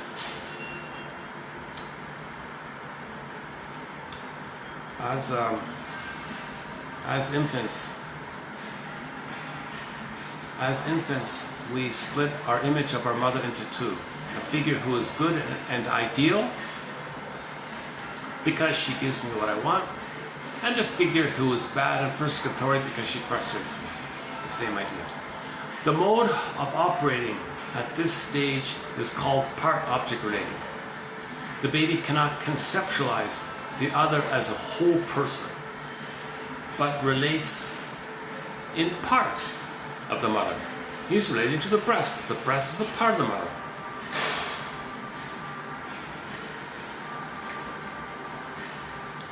Sometimes trauma in this area can lead to later on fetishism.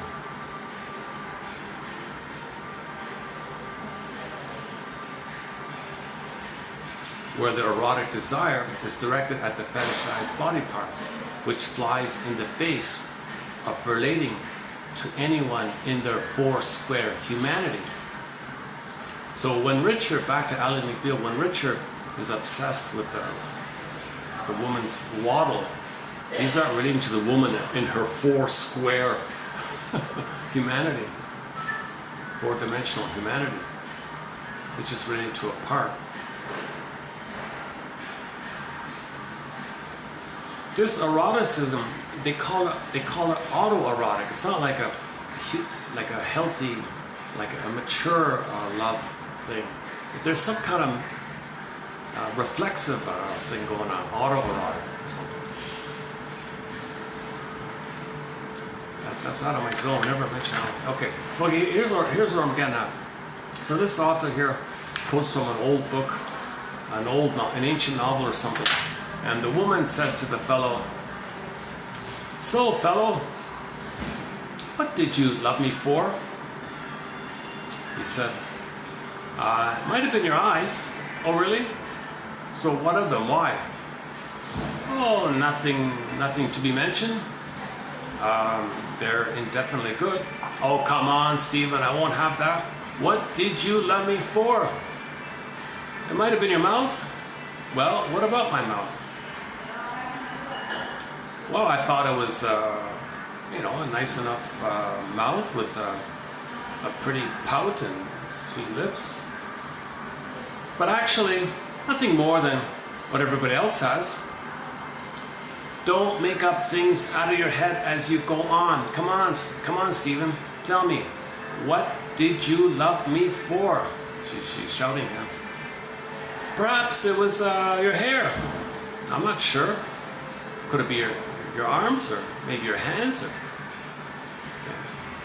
and so on. Go ahead, and a few other examples. So she was pressing for some sense.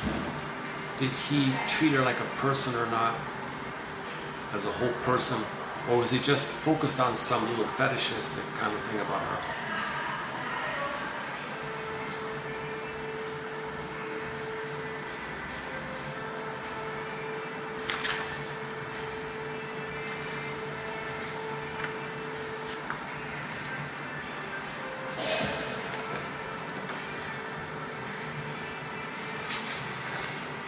Okay, back to part-object relating now.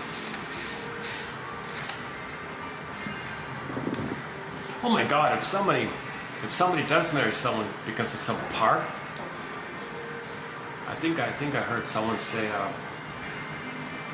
that he married a woman because she had the same kind of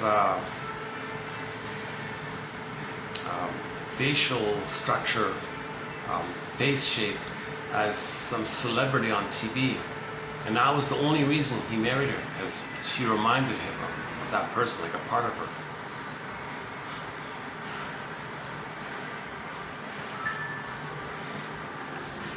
Why is my thing beeping all the time? Oh, that's my. Well, that's the phone with the music on it. Right? Let me turn that off. Hold on a second.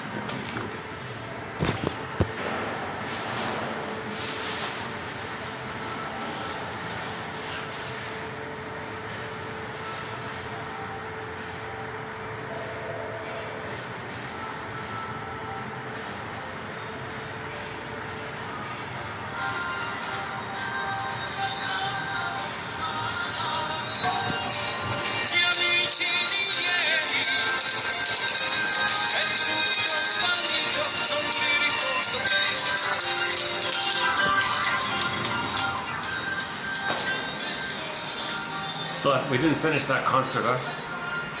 Live in Pennsylvania. The Footprints, by the Footprints. Ladies and gentlemen, all the way from Italy, please welcome to our stage, the Footprints.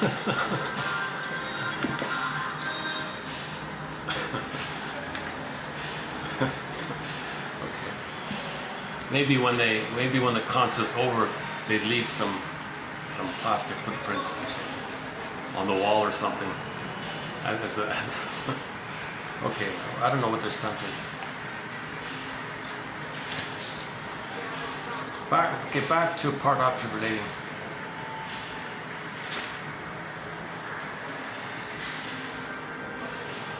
Okay, one example was the adolescent, the teenager thing. Since, not all, but if the teenager is engaged in part-object relating. Okay, so we're talking about the context of a teenager or an adolescent engaged in part-object relating. Since he is relating at a part-object level, he doesn't relate to the whole person, instead he sees people as interchangeable in relationships. These youngsters are incapable of loyalty and should not be expected to be loyal. They are incapable of maintaining. Oh my God, that show we talked about, it's called The Pact. Maybe that's the gypsy men. The gypsy said to the three kids, make a pact that you're going to help each other, be there for each other, and stay together. I want to encourage, so she scared them to that effect. Maybe that's what she was doing. She scared the daylights out of these kids. So the antidote is whole object relations. Don't just be utilitarian with each other. And maybe she's picked that up in them. Sure enough, one of the kids was in part object relating, and it caused all these problems. All right, back to this one. We're currently discussing the classic TV show called Next Step Beyond. So we've discussed a few episodes already, and we'll keep adding more. And I'm not finished with the Twilight Zone, so we'll have some more Twilight Zone episodes. And One Step Beyond, there's 3 seasons there, so we got some good material coming up. I'm sure there'll be some good material in those episodes.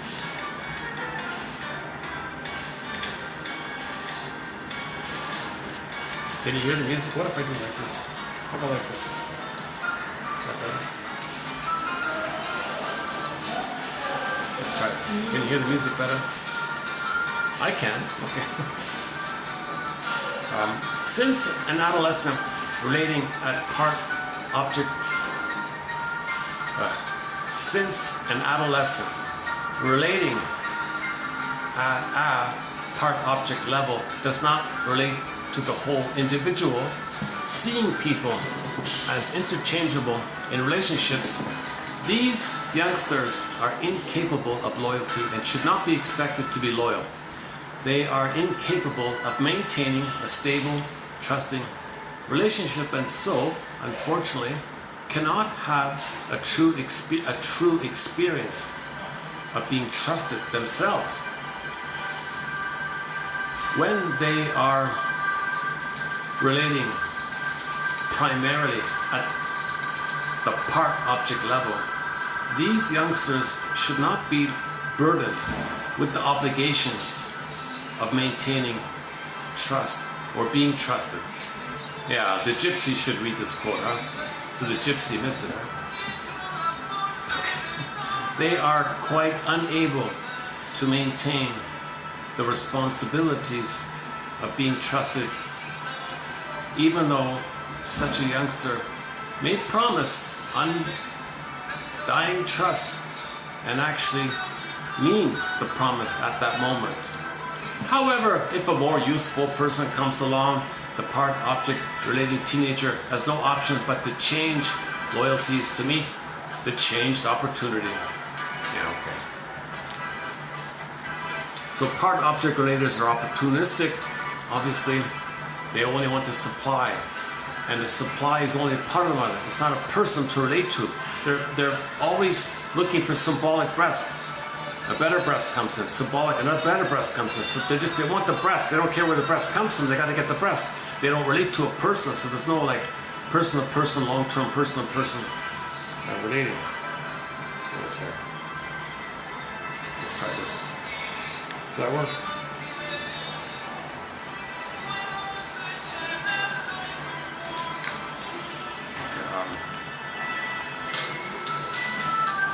Well, speaking of the TV show Next Step Beyond, one of the comments, one of the closing narrations was just a short, simple one, but I thought it kind of captures what they mean by the Twilight Zone, one step beyond, next step beyond.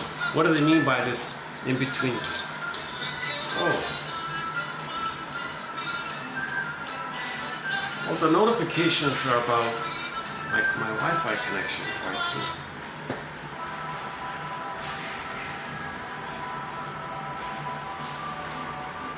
Okay, so I even forgot what the episode was about.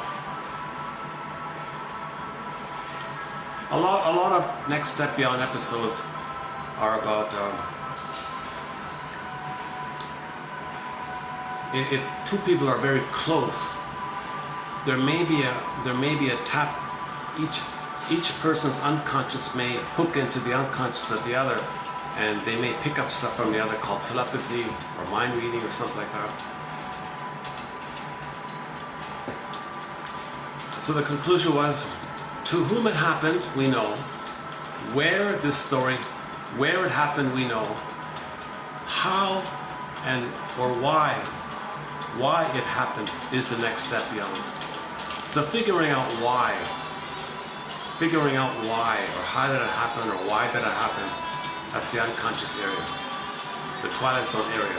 Understanding something in between what we don't know, something we experience, that whole mid-zone, why, that's the next step beyond, one step beyond the Twilight Zone, this area of making the unconscious conscious. This process of making the unconscious conscious, that process part, okay, that's generally called the Twilight Zone or the next step beyond.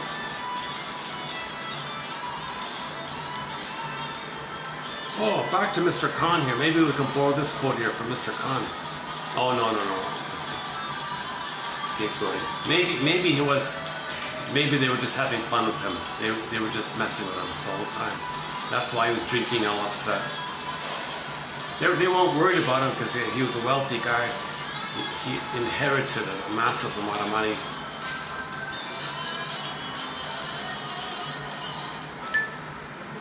Why does he keep beeping on me? Do you want to sign into the Wi-Fi? Let me just turn this off here. Why don't I just turn off the whole phone now?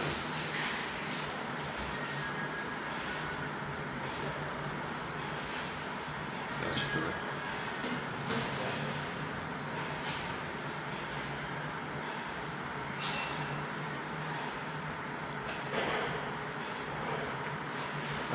Yeah, today's Monday. Yeah. Nice and quiet now.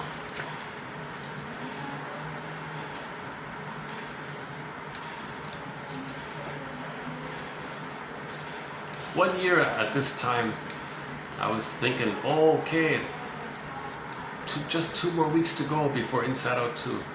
I was looking forward to I was making all these predictions of what it might be.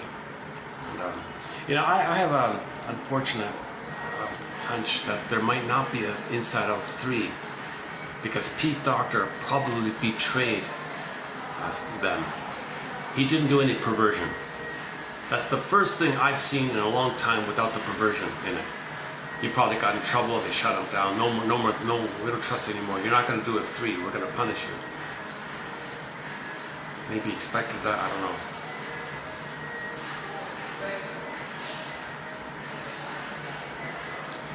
You see, the reason some people are promoting perversions, okay, the reason why there's a massive campaign to promote things like pornography and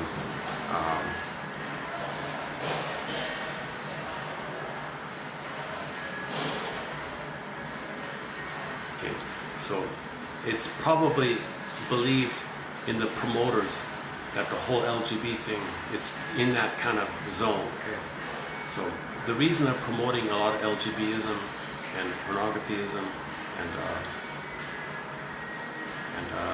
you know, addictive substancesism and gamblingism, that's also part object. Gambling, and this is all part object related. Because the more you're involved in part object relating, oh, violent video games, that's probably, oh, for sure. Oh, that's part object relating, all these violent video games. The reason they're promoting all this stuff, because it's a press on people to move them towards part object relating more and more so. Once you get people into part object relating, they lose their humanity in themselves, they don't care about the humanity of others. And if you get a bunch of people in that kind of scenario, then the people behind the scenes can protect their interests, kind of thing. And they don't care what happens to others, kind of thing. So a professor in California, she got into some trouble apparently. She reported, she got the phone call, don't do that, don't teach, don't be too helpful in your teachings, be obscure and just entertain people, but don't really be helpful. Like Mr. Khan, he was going to do an essay. No, don't be too helpful, make things obscure and confusing, just give people red herrings. Okay, bread and circus, just keep people in red herrings and distraction mode. So this professor said she got the phone call and got in trouble because she was being a little clear in her presentations, and they clamped her down, kind of thing. And then she reacted by saying, oh yes, there is an active effort to keep people unaware of themselves. Because if you're unaware of yourself, you're not going to heal. Now, if you're not healing, the trauma is going to perpetuate. Now, what's the trauma? The trauma is part object relation trauma. So if you're not going to heal towards whole object relating, you're going to stay in part object relating.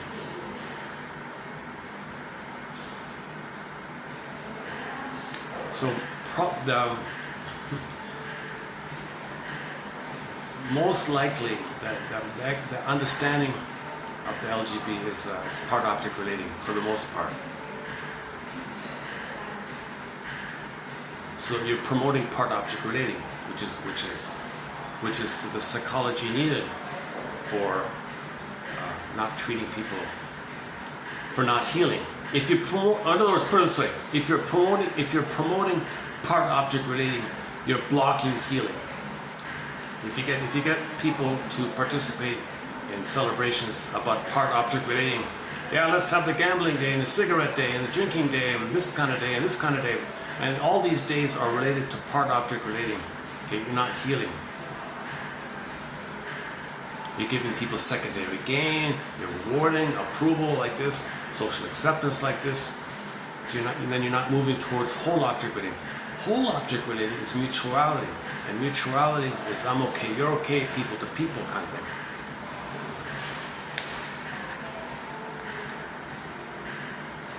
At the very least, these pride parades, at the very least, please just put the word neurotic in front of it. Neurotic pride. We have neurotic pride. What do you mean pride? Well, come on. If people are honestly proud, they don't need to display it. So if you're displaying it, there's something neurotic about it. Dysfunctional neurotic pride. At least call it neurotic pride parade. At least admit that there's something more going on than A lot of LGBT have a very fusional kind of temperament. There's a lot of like a fusion, like instant fusion kind of thing. Like they step right into your face instantly, and they want to feel, whoa, oh my God, back off. You know, like there's a real fusional kind of. They have a constant. Where's my oneness? Where's my oneness? Where's the oneness? Where's the oneness? You know, they're angry. They expect a There's a real fusional kind of issue, symbiotic issue there. That's neurotic. This constant creating for oneness, this total exclusivity, everything or nothing. The lifestyle is very promiscuous apparently. I don't know, but I keep hearing about how promiscuous that is like that. Hot temper, very demanding. Yes, they could be very intelligent, all that. Now, we don't have a thread on the LGBT topic. We don't have a thread, so I don't go there. It's out of my zone kind of thing.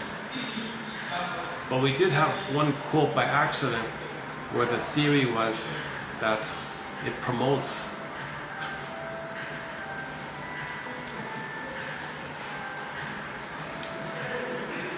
I don't want to say it. It promotes something unpleasant, ultimately.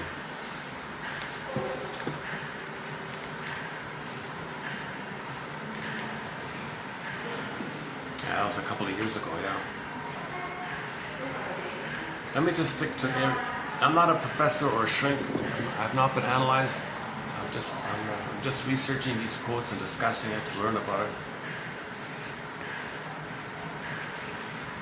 99.99% of this material is safe material, but once in a while there might be like 0.1%.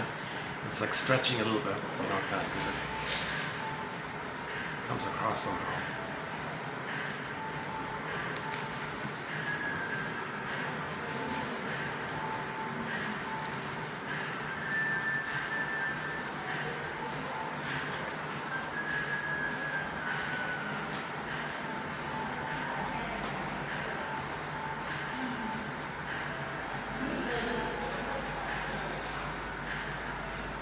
Okay, let's leave the rest of 51 for that time. So what else do we have here? 50.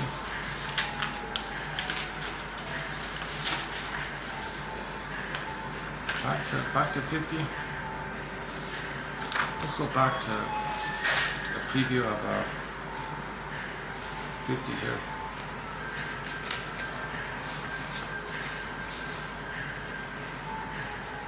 Okay, similar to the part-object rating is the old idea of what do you mean when you say Mr. Right or Mrs. Right? Somebody says, quote, if only I could find the right person. We say, who are we searching for when we say, I'm looking for Mr. Right or Mrs. Right? Generally, we think of someone who is, quote, right for us. Generally, we think of someone who is, quote, right for us. When love doesn't work, we often say it was because, quote, she wasn't right for me. The idea of Mr. Right or Mrs. Right is often related to the concept that there is only one and only one special person somewhere out there, our missing other half. This theory was promulgated by Aristophanes. I think he was one of Plato's buddies back then, one of Plato's friends, philosopher friends, Aristophanes. Love is but, quote, the name for the desire and the pursuit of wholeness. If the impetus behind a restless striving to find the right partner is to find a matching half, someone to complete us, it is not actually a relationship with another person, qua person. So if the other person is like your missing half, are you relating to them as a person? And if they think you're their missing half, are they seeing you as a person? We indeed need someone less. We indeed need to become less lopsided.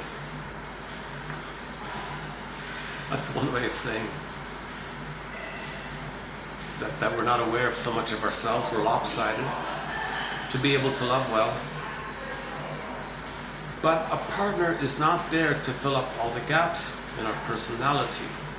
Right relationship is about two wholehearted human beings coming together to create a confederation of wholes, not H-O-L-E-S. Holes, not holes. He's got a big hole, you got a big hole, two holes get together, doesn't work. He's got to be kind of balanced. She's balanced, she's got a sense of self, he's got a sense of self. Then there's a mutuality like that. If he doesn't feel a sense of self and she doesn't feel her sense of self, and they come together, it's not going to work.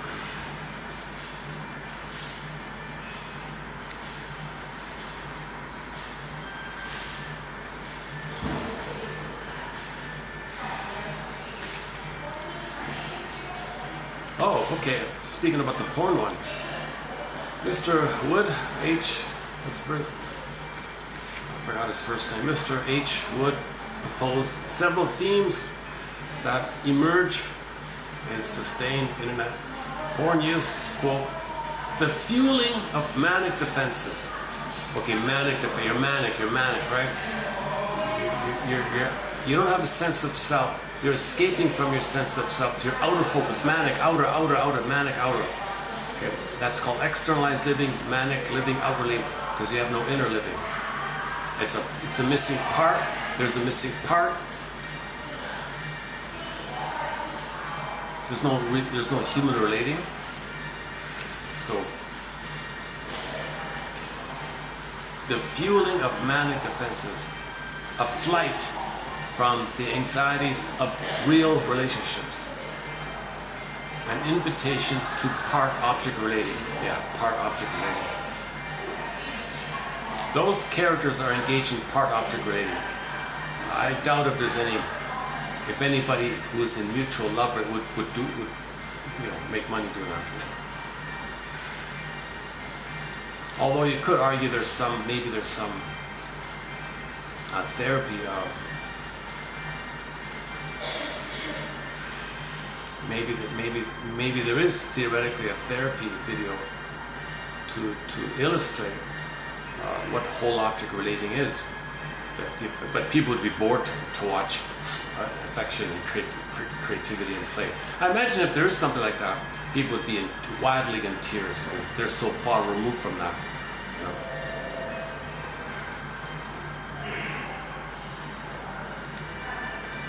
A vehicle for the expression of sadism. Yeah, okay. So all these porn is always one up, one down. Somebody's hurting the other, someone's the victim, someone's the aggressor, or sadism by proxy. There's no mutual relating. On the porn thing, there's no mutual relating.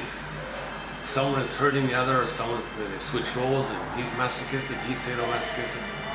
Most of these things are sadomasochistic. This perverse kind of relating. There's no joy like this. It's just, you be my shame self, I hurt your mother, hurt me, and you be me, I hurt you, I hurt you. I'm the mother who hurt me, so I'm the hurting mother. You play me, I hurt you. And then they flip it like that. The search for the compelling scenario, whatever that means, and the evasion or corruption of conscience. So normally there'll be something in you that touches you with your feelings, but that's corrupted. Okay? Your superego or your conscience, your moral conscience is corrupted. Because normally a person with feelings, that's your conscience. This is sick stuff. This is sick. This is there's no love here. There's no point in this. This is all defensive. This is all getting away from yourself. Okay, we're not talking about kids who don't know anything and they're learning, trying to learn stuff or whatever. We're not talking about the temporary phase that kids might go through. We're not talking about the lonely guy in the woods for 30 years, he's got nothing or something.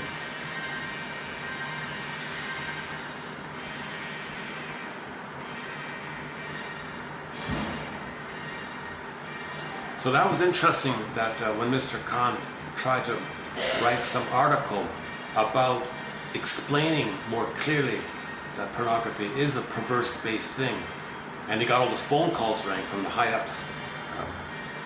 So I'll see if I can look. I'll see if that article exists or not. I don't know. Like what freaked them out.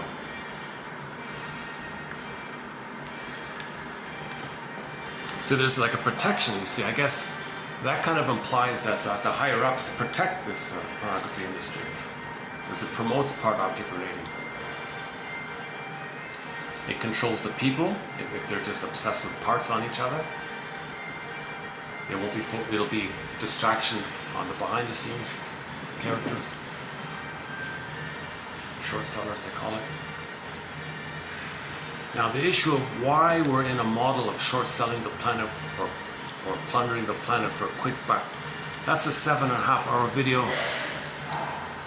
As above, so below.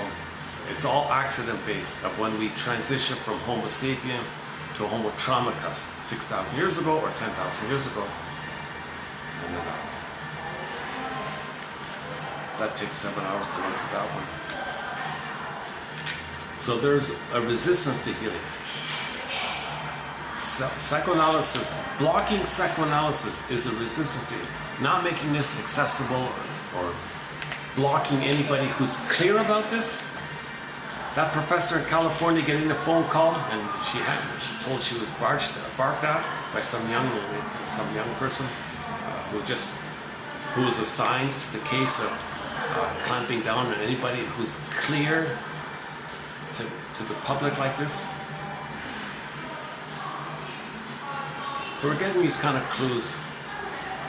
They don't mind the market being flooded with people who are schizophrenic in their writing, who create jargon, new jargon, all the very intellectual people like Lacan and even Mr. Jung, and they don't mind that. They don't mind promoting that. Oh, fine. The Kohut thing. Oh yeah, promote Kohut. Sure. It's very infantilizing. Yeah, promote Kohut. Oh yeah, you want to actually ask some person to be your mother and mirror you and think you're amazing and pretend you're one and all, and you can develop or whatever. Oh, promote that. Infantilize. They'll get addicted. It'll be part object relating because you're not relating to a person like that. You're promoting people to relate to the therapist as a symbolic breast, not interpretive, not give you interpretations. This channel here is clearly blocked or shadow banned or something. No one can find it. No matter what kind of search you do, it'll never link you to this channel. Can you believe it? And the odds of somebody finding it by hearing the phrase 1001 Windmills of the mind through word of mouth or something are extremely minimal. But we have the clearest, best quotes from this tradition, and it kind of makes sense to me why this channel is banned, shadow banned or something.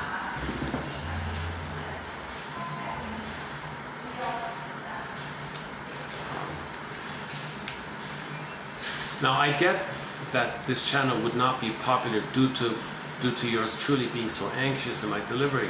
Now, that part I get, but for the actual content, which you find in every video, so we post 10 quotes in every video, with 1 out of 10 being helpful, I think. So that's what they're afraid of. I think that's what's. Did you notice there's never been any kind of grand enthusiasm for the psychoanalytic perspective? There was at one point in the 50s called the mental hygiene movement. They had all these films that was analytically minded. There was even a comic called Psychoanalysis. Okay, they clamped down on it, and we have a few quotes on why it got clamped down. Then they replaced it with bread and circus. Give people the circus. Give them the circus. No education. Circus.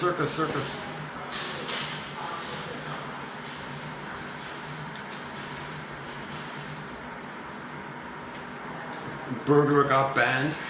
One of the greatest shrinks, I think, Edmund Burger. You never hear about him. Somebody posted a video about this point on YouTube. Check out Edmund Burger.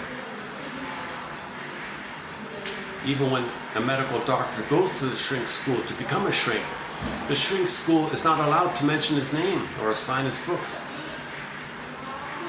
He's got some of the best, most helpful literature backed points that he makes. A lot of the best quotes from Burglar you'll only find here now in 1001 Windmills of the Mind. There's no other source of his material. Likewise with a lot of other excellent authors that are kind of discouraged or shadow banned, like Janoff and many others. Masterson, you gotta be kidding. He's a real professional, decent guy, right? His books are being withdrawn and removed, unavailable.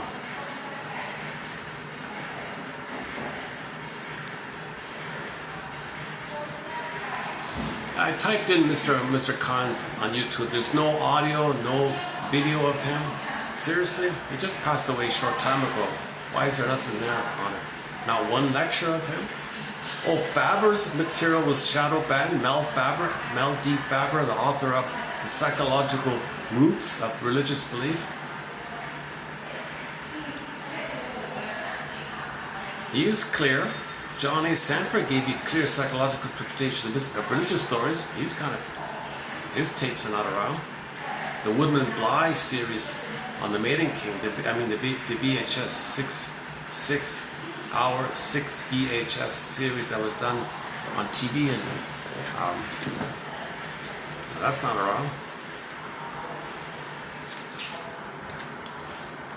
But vague, glittering generalities that are trite, erroneous. It's either too insignificant, it's just useless trivia, or it's just too general, not too helpful. And often it's even incorrect to boot. That's widely promoted. All that's immensely widely promoted.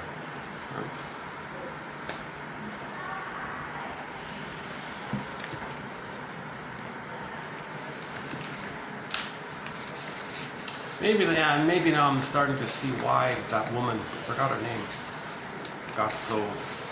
made such an effort to get published Mr. Khan's diary. You know why she got it through? Because the publisher was analyzed apparently by Mr. Khan, and he appreciated his help immensely. So Mr. Khan had to help a publisher, and it worked out for him, because otherwise it never would have gotten published. Mr. Karnak or something. So Mr. Karnak of Karnak Books, I guess, was a client of Mr. Khan, and he claims he was very helpful and appreciates him greatly. Oh yes, I'll publish his material. You give it to me, I'll get it through, I'll publish it. So he had some clout and influence. So after a long battle, and thanks to Mr. Karnak, by the looks of it, they got a portion, one tiny fraction, better than nothing. But mainly it's that woman who persisted over the years, because she was getting phone calls, and things were being canceled, delayed, this excuse and that excuse and that excuse, and no, and wait, delayed. They hoped it would just go away on its own. They hoped she would get older and pass away or get tired and give up. No, she kept at it. The ones attacking her got tired or something. I don't know. So we'll see about that. But from what I can tell, there's no real deep insight about him. He's just open. He'd be like a guy he'd be kind of like, he should have been a comedian. Maybe he'd be like George Carlin or something. Maybe he'd be kind of in that area. He's just open. He says things in a blunt way. He gives people roasts, I think. He might be like he might be someone who would do those roasts. So if he were going to roast Mr. Freud, Sigmund Freud, he might happily easily do it or something, right? Or if he were going to roast all those other characters around him, he'd do it. He's not really I don't think he's really, he's a reflective kind of person, but I don't think he really Maybe he advanced. Maybe he did advance. I just haven't come across it yet. I did make a note of one of his. Where is it here? Do I have it here? It's in the pipeline. I just started it this morning. It was his point about the languages. He says his mother kind of yapped a lot. Was yapping and yapping all the time. So he says he likes learning foreign languages because it helps him to drown out the original language of his mother yapping in his mind. He can layer over it and repress it if he speaks French and English and other languages. So he says he says one of the benefits of him learning second language or other languages is it can distract him or repress the mother's badgering voice. I don't know if he's just being serious or if it's just a joke. And the other one I mentioned already. Yeah. Okay, maybe I'm really rambling in this video here. I'm very unorganized in this video. Things are very choppy here. Let's check the battery. 49%. It's already 5:20, eh? Okay, let's do today's batch here.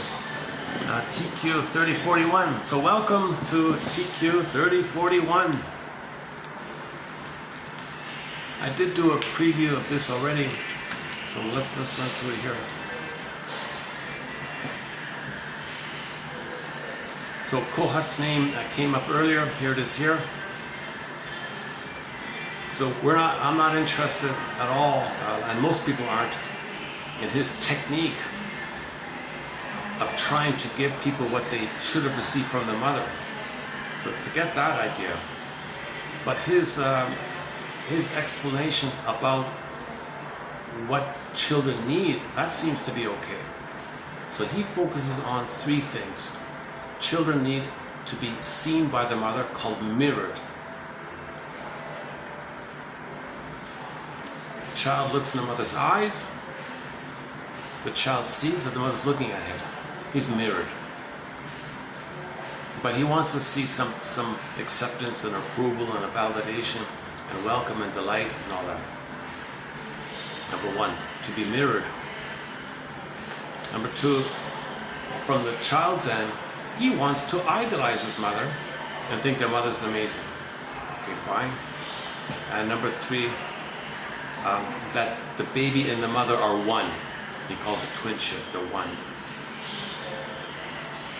So twinship, idealization, and to be seen. The child's need to admire the mother, the child's need to be seen by the mother, and the child's need to be one with the mother. Those kind of three core things, Kohut thinks babies need. And if that's missing, then he says people will transfer those three into the present. They will have self-object transference, the twinship transference, okay, the idealizing transference, and the mirroring transference. And Mr. Kohut says, okay, fine, I'll step into that transference and give it to you.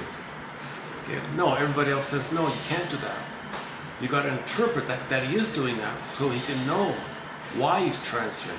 You got to interpret the transference. Don't step into it and feed it. Make him aware that he's transferring. That's respectful. That's building his ego. That's building his mind. That's building his reality that he's doing this. It's inappropriate to expect in the present that somebody in the present should give you something that your breast mother didn't give you. It's a huge demand. It's inappropriate. And he's doing it again and again. Sure, okay, I'll do it. I'll do it. So what his thing is, he quote unquote joins with them. Oh, you like pineapples? I like pineapples. Oh, we're the same. Yeah, so they say, yeah. You like lavender? Lavender's my favorite. Oh, we're the same. We're the same. He wants to promote the twinship. Mutual admiration society. Oh, I think you're amazing. Oh, and you're amazing. Oh, and you're amazing. You're amazing. I see that you're amazing, and I see that you're amazing, and you see that I'm amazing. So he wants to create this kind of thing that should have happened between the baby and the mother. It's not going to work. He'll get enraged, insult, No one can do that because that's part object relating. Once there's a little slip up, okay, then click the rage like that. Because in part object relating, it's either everything or enragement, because now suddenly there's nothing. You feel empty and you feel like you're a goner. So that'll be triggered out. Now ideally, the therapist should interpret this kind of thing. You're engaged in part object relating. These extreme fears, that's what you felt with the mother. She failed you, she betrayed you, she used you, the greatest hurt of all. Now shrinks have to say this in a way, in a tactful way, of course. Right?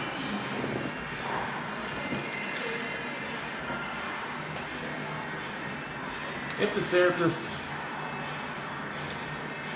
the therapist somehow failed to perfectly mirror the client's greatness, or sought to dissuade the client from extolling the therapist's greatness, or exposed the fact that the therapist did not share the client's identical values and experiences, the client's response was either intense shame or rage.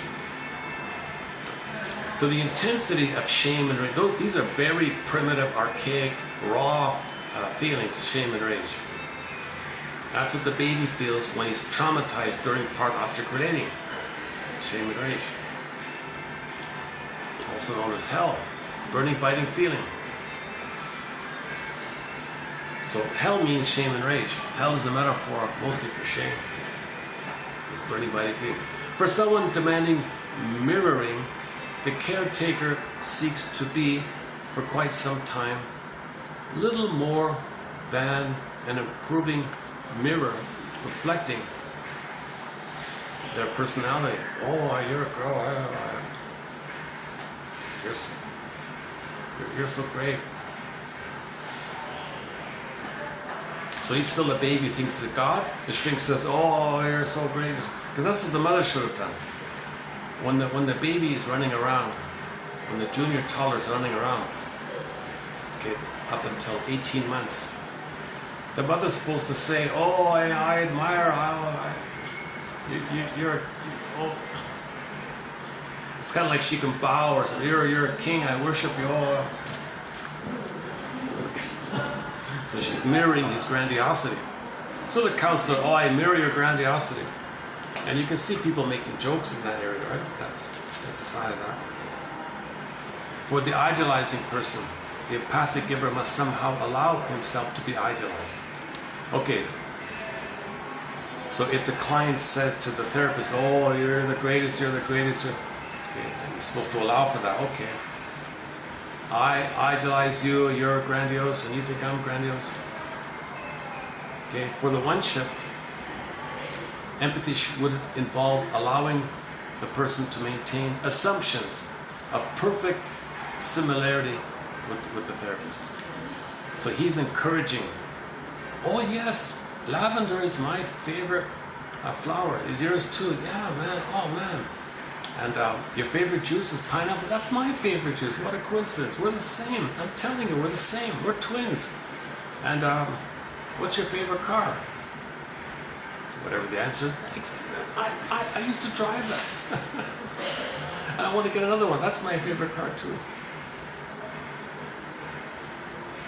Your favorite bird is the robin? That's my favorite bird. It's the robin.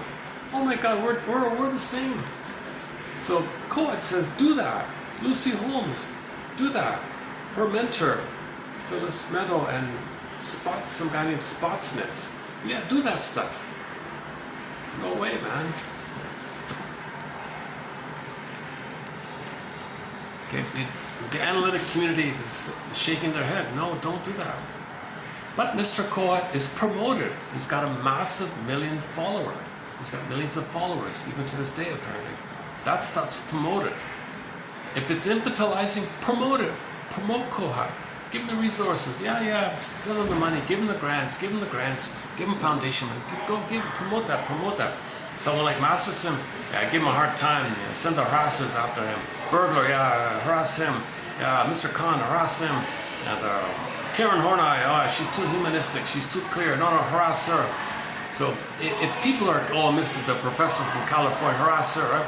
But someone gives you something that's wrong, like Kohut, or something vague, like any kind of pop psychology self-help guru. Oh, promote him, put him on TV, let him have millions of views. Who cares? Direct people to self-help guru scams. Okay, direct people to that, promote that, and discourage the good stuff, and promote the useless stuff. So that's what the professor said. There's actually like a kind of a quote unquote, she calls it the gatekeepers of this knowledge. That's her phrase, I think. I just assumed all along it's my anxiety. I'm not handsome. I'm not a smooth speaker. I'm not smiling enough. I lost my hair.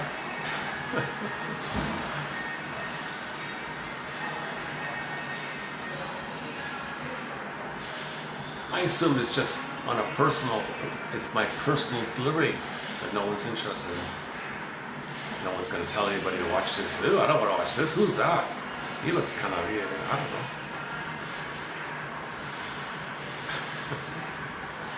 That's why I keep saying, it's about the quotes, it's not about me.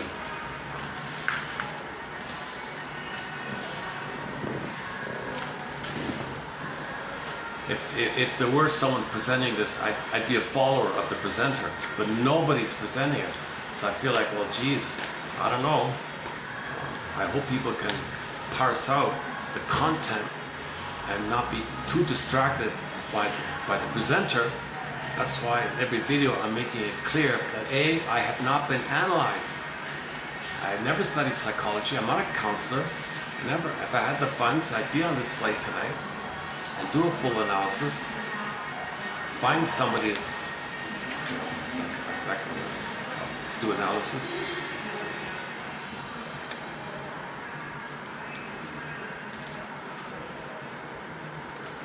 Maybe Mr. Khan was himself resistant to do a personal analysis.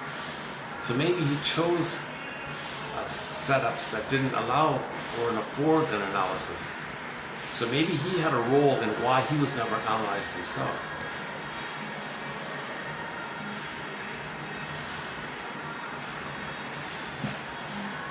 But he'll take analytic ideas and use it as barbs against other people. Yeah, look at, he's not like that. Okay. Is it on my phone? Hang on a sec, I might have it on my phone. I did post a few, just like a couple of his singers. Are you willing to wait a minute? Can I get it? A sec. It's not, it's in the pipeline. Let's see. Where is it?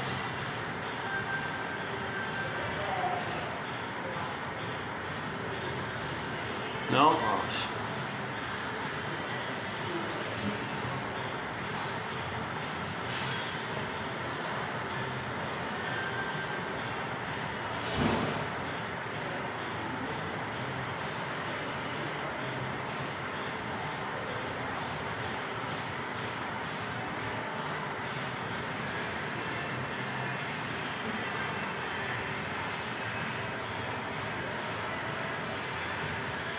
Oh, okay, no, it's not here.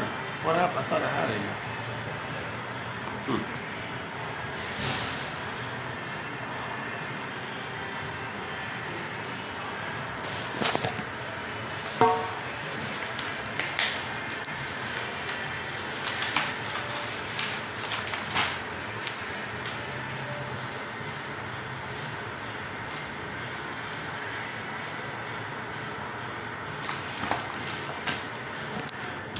Okay, no, I didn't.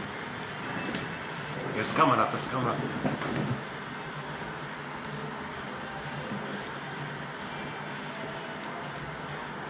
Anybody who's doesn't fit in or something, doesn't quite belong or something, is not part of the club or something, but there's no reason. Because you don't quite share their cynicism, you don't quite share their sarcasm. You still have some kind of feeling, and they reject feeling, so they want to see you feel, but they can't feel. So he's always outside like that. So he was nicknamed the brilliant outsider or something like that. The other line for him was the tagline for him was he will show you what it means, how to be human and how not to be human.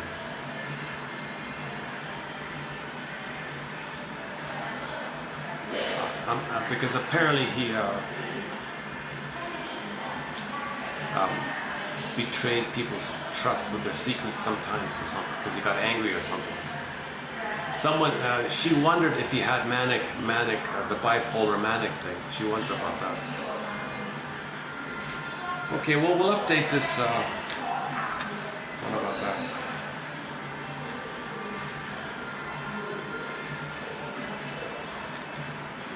Yeah, she said on YouTube that when he passed away, there was no real announcement or mention about it, except for one colleague or something. So she, what's her name? Can I get her name? I keep talking about her. Well, look up the author.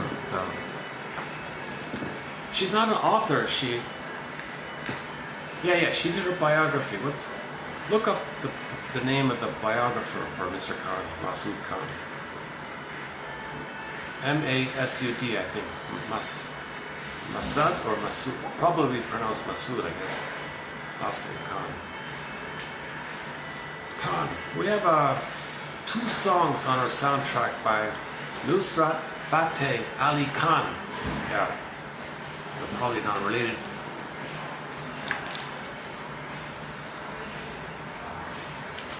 Okay, next one here.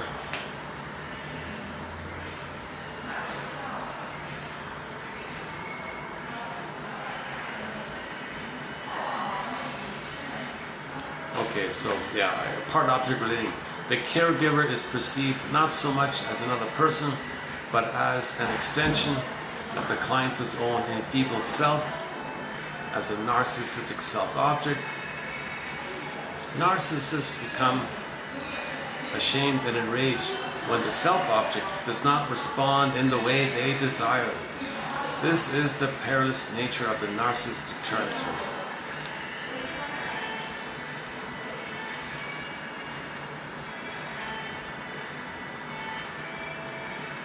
Okay, this next one is on the BPD pattern.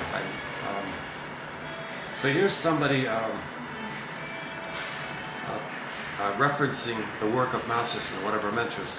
Masterson's theory of the borderline dilemma. The mother of the borderline person. So borderline, right?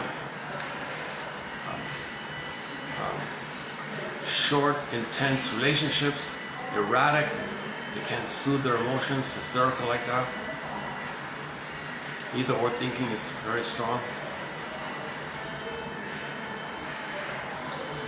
A lot of times they lie a lot because they're always in survival mode, and they don't care that they lied 5 minutes ago, they'll lie now because they're always in a time of survival mode.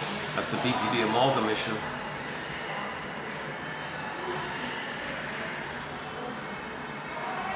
Cognitive distortions, they don't make sense, they don't care, emotions are all over the place. So what's going on here? The mother of the borderline person, since the time of her child's rapprochement sub-phase of separation individuation, has rewarded regressive, clinging behavior while withdrawing her emotional approval for the child's attempts at separation individuation, or better, self-expression. The mother has, quote, has unconsciously received gratification from the fact that her child remains tied to her apron strings,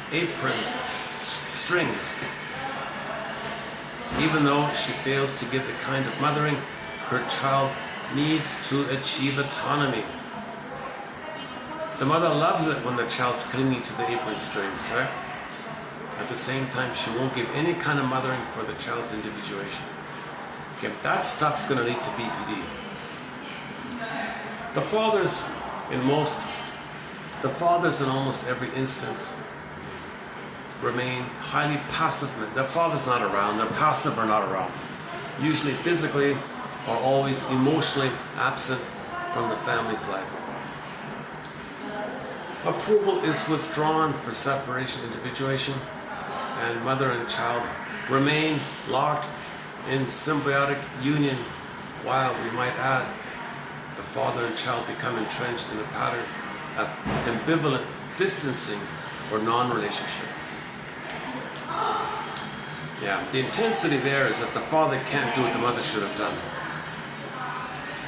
The child learns to disregard his inner drives for individuation, separation, individuation from mother, or again, we might add, for nurturing relatedness to the father in order to receive the emotional supplies required. This, for Masterson, becomes the central borderline dilemma. The child needs parental nurture in order to grow, but if he or she grows, this nurture is withdrawn and the child faces abandonment. Typically, the mothers, but in some cases the fathers, are equally terrorized by abandonment depression and perceive their children as parents, clinging to them to protect against their own fears of separation.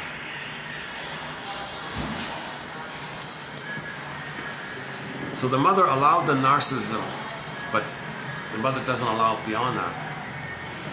So the beyond that is the rapprochement phase, the now Voyager phase, trial and error. So the child has learned between 18 months, so 18 months onwards begins the rapprochement phase, ballpark. The child is exploring and learning. The mother says, wait a minute, you were one with me. Now you're going to not be one with me? I don't like that. No, I don't. You stay one with me. Stay tied to my strings. I got to cling to you. I like this, that you cling to me because I cling to you. Really, tables turn. The mother's parentifying the child. How did it get that status for her? The child shows signs of initiative. She withdraws. The child discovers something. Hey, look at! I found a gecko. What's this little thing that crawls? What's this called? Oh, I'm busy. You mean if I learn something, you will leave me? He gets the message that learning something, she withdraws. Child can't be on his own. Child makes a conclusion. Okay, don't learn. Okay, I'll reward. If you don't learn, I reward you. I reward you clinging to me. I reward you holding on to my apron strings. You ask me about geckos, I withdraw.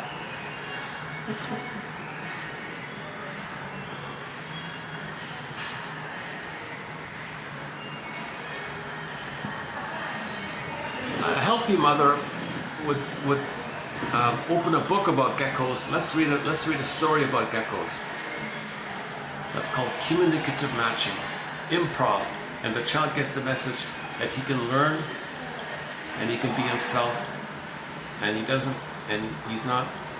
wasn't born to serve her. Because some others say, no kid, I made you to find me. Oh my God, mother, you're parentifying me? One of life's little switches, says the next step beyond. Okay, one about the communicative matching. Where's that one here?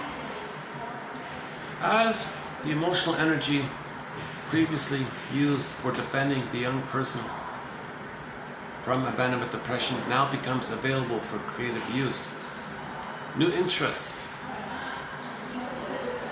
begin to emerge. Okay, so in therapy, if they get through that phase, if they mourn that, and he picks up on development, now he has no interest. Now the client is interested in things. the care.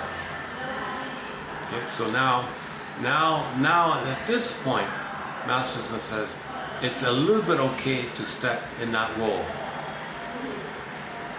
of what the parent should have done. So here's at this later kind of place, Masterson calls this communicative matching.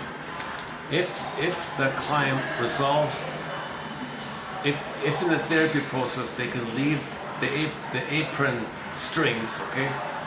Now he's curious to learn about himself. Now he needs help. Now the therapist can share what he knows, do some improv, because now he's curious and learning and self-activating.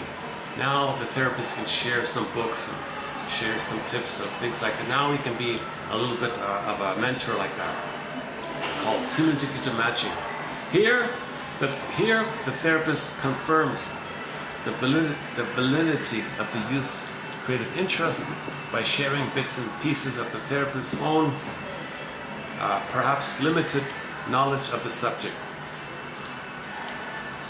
While the therapist avoids becoming a cheerleader, the intent is to allow the young person to find confirmation of creative interests that he or she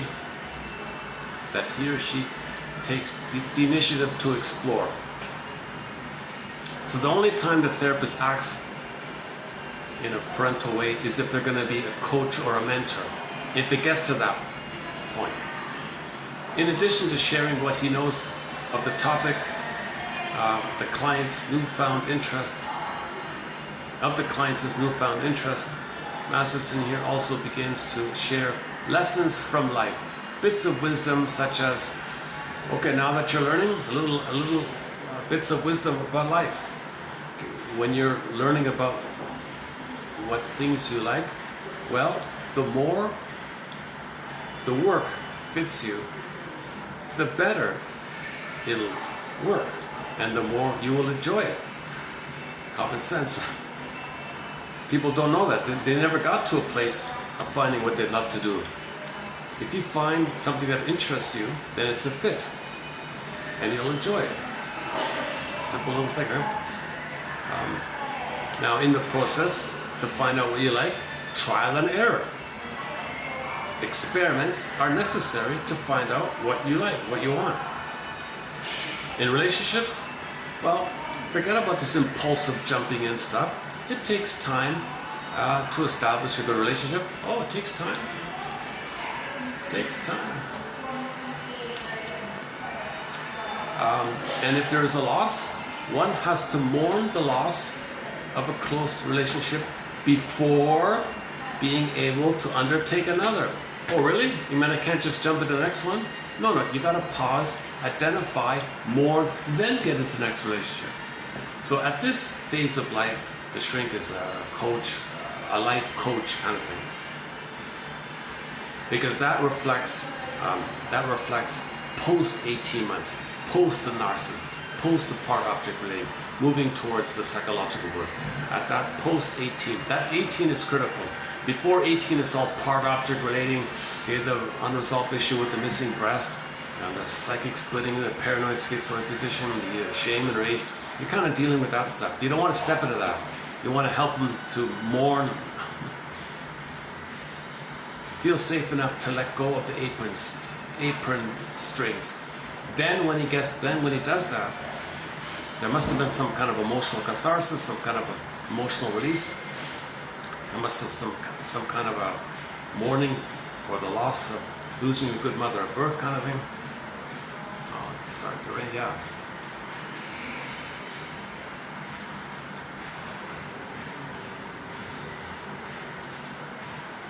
Got my umbrella.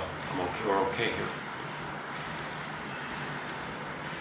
Yeah, lately it rains for about an hour around this time.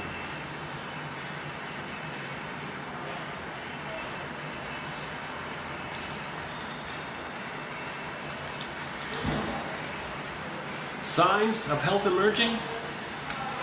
Well, capacities for spontaneity, joy, vigor, and excitement. A sense that one is entitled to experiences of mastery. Yeah, you don't, no more guilt complex. You went through the labyrinth of the guilt complex, so you're out of it. You faced Medusa, you faced the Minotaur, okay? Pegasus and Chrysaor had been released, the twins, so you're okay. You're entitled to be successful and master it.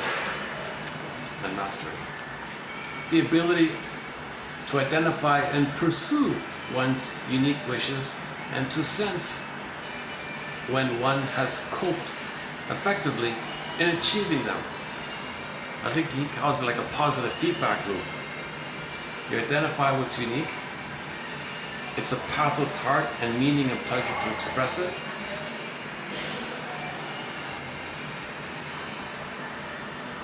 And the pleasure in that area. Okay. The capacities of soothing one's painful feelings.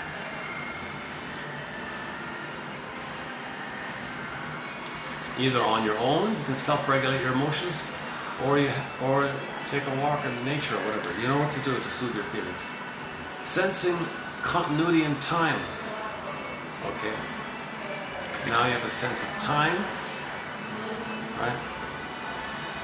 See, in the trauma before 18 months, you're kind of like, who cares about time? Now you appreciate the continuity of time. And preserving in one's commitment to a relationship or goal. And persevering. So you can persevere. If you're in a relationship, you can ride the ups and downs of a relationship, and you can persevere. You don't say, oh, disappointed, I'm out of here. Okay, no, hold the phone here. We'll get through this, let's learn from this, let's grow from this opportunity here.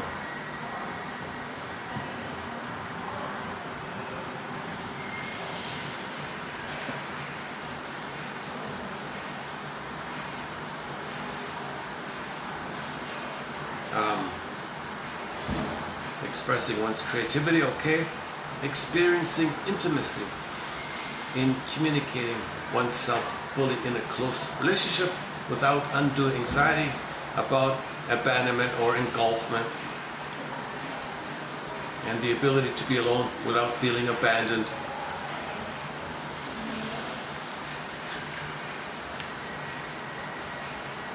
So you can make I statements.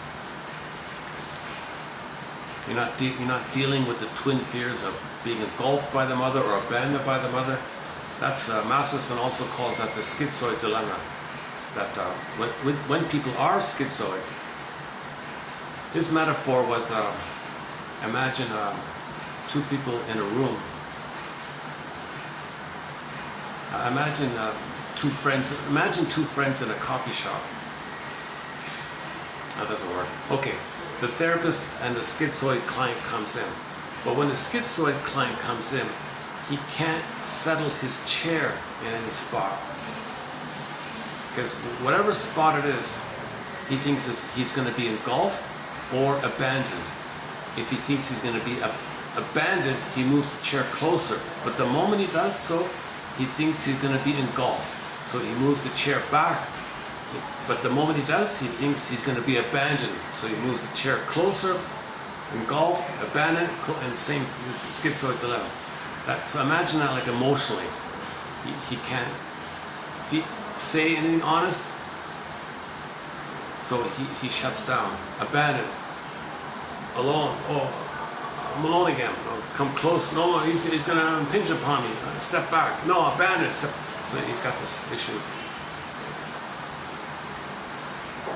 Oh yeah, that's what Mr. Khan said. If clients have the schizoid issue, he says, I don't do anything. I just sit with them and meditate with them kind of thing and let them feel safe in my presence. And he can feel that I'm not going to engulf him or abandon him. He can be himself. So maybe he puts himself in the role of passive breast, so the schizoid client can be himself. Oh, there's the good breast. Maybe Khan plays the good breast for a lot of people. Maybe that's why he was so popular with his students and clients. They all liked him and all that. The chief complaint about him seems to be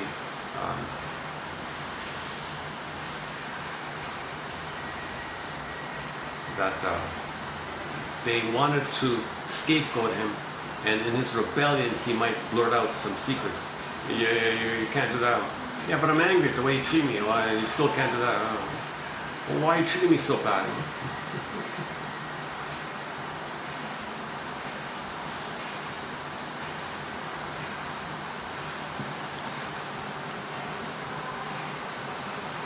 You know, his wife was the main dancer with Nureyev, the famous Nureyev, right? When Nureyev danced, it was the woman was his wife. Right? Woodman talks a lot about Nureyev, that when Nureyev does a leap, he's embodied. She claims you can really feel a sense of embodiment, and he's embodied when he leaps. So that must mean that Nureyev's partner, Khan's wife, also must have that quality, right? Somehow. Khan, yeah, when they divorced, neither of them remarried, they said.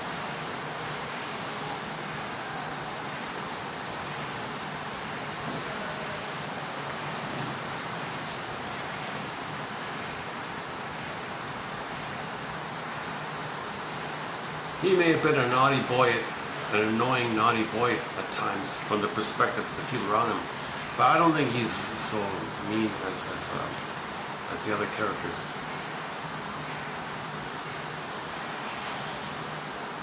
I don't think he would go to places like these secluded, famous places where these kind of things like that happen, perverted things happen.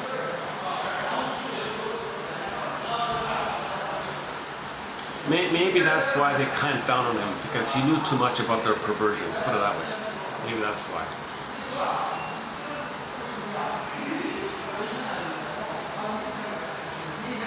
It's really pouring down, eh?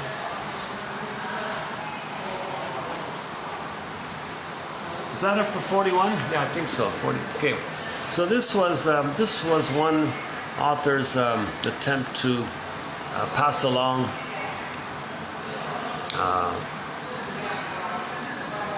Kohut's theory and object relations theory by Masterson. Is that describe.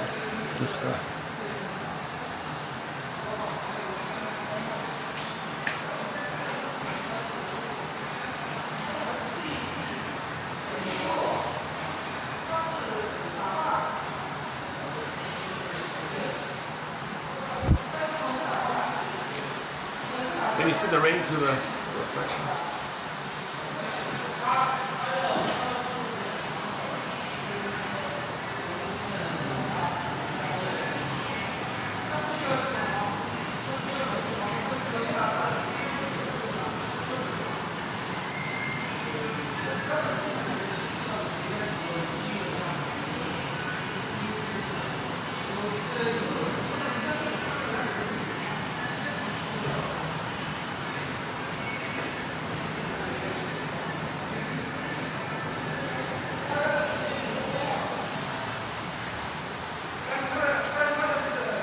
I feel this has not been one of my better videos in terms of delivery. That's too bad. I didn't even do my usual kind of summary of some of the core points like projection and identification with the aggressor, the stingers and the clingers. I didn't even cover that. That's too bad.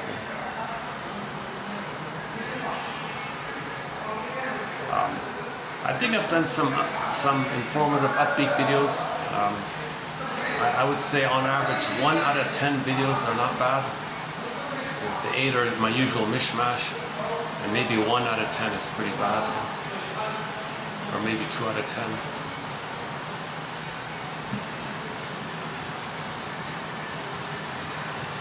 Let's see what's okay. Why don't we just wrap it up then? Let's pick a song here. Let's find a song. Let's sing.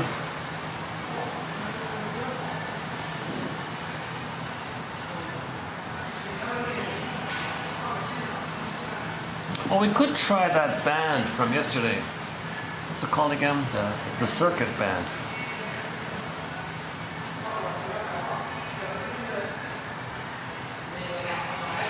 Okay, here's that song by Aldo Taglia Pietra. So I'll play this song by the famous Italian singer Aldo Taglia Pietra. A song called Nella Pietra e nel ventro. So this is him as a soloist. So this is the lead singer of the Footprints band. This is him on a solo album. It's very good, very good. So when this song closes, I'll just hit the stop button, and I'll see you in 42, which will be about. Let's see, hold on, 42, 30, 42. Oh, the nerves one. Okay. In 42, I'm not. It's a huge question mark about the nerves associated. The nerves associated with feeling dreamy or spaced out. That's called the dorsal nerves. So today, in the pie chart of nerves, the dorsal takes a major part. If you're in manic, revved up mode, like Mr. Khan or something, then that's the sympathetic one. The sympathetic one, bouncing around doing many things all the time. Now, when you're in healthy mode, that's the ventral. When you've got the beingness mode, that's the healthy one. That's the ventral nerves.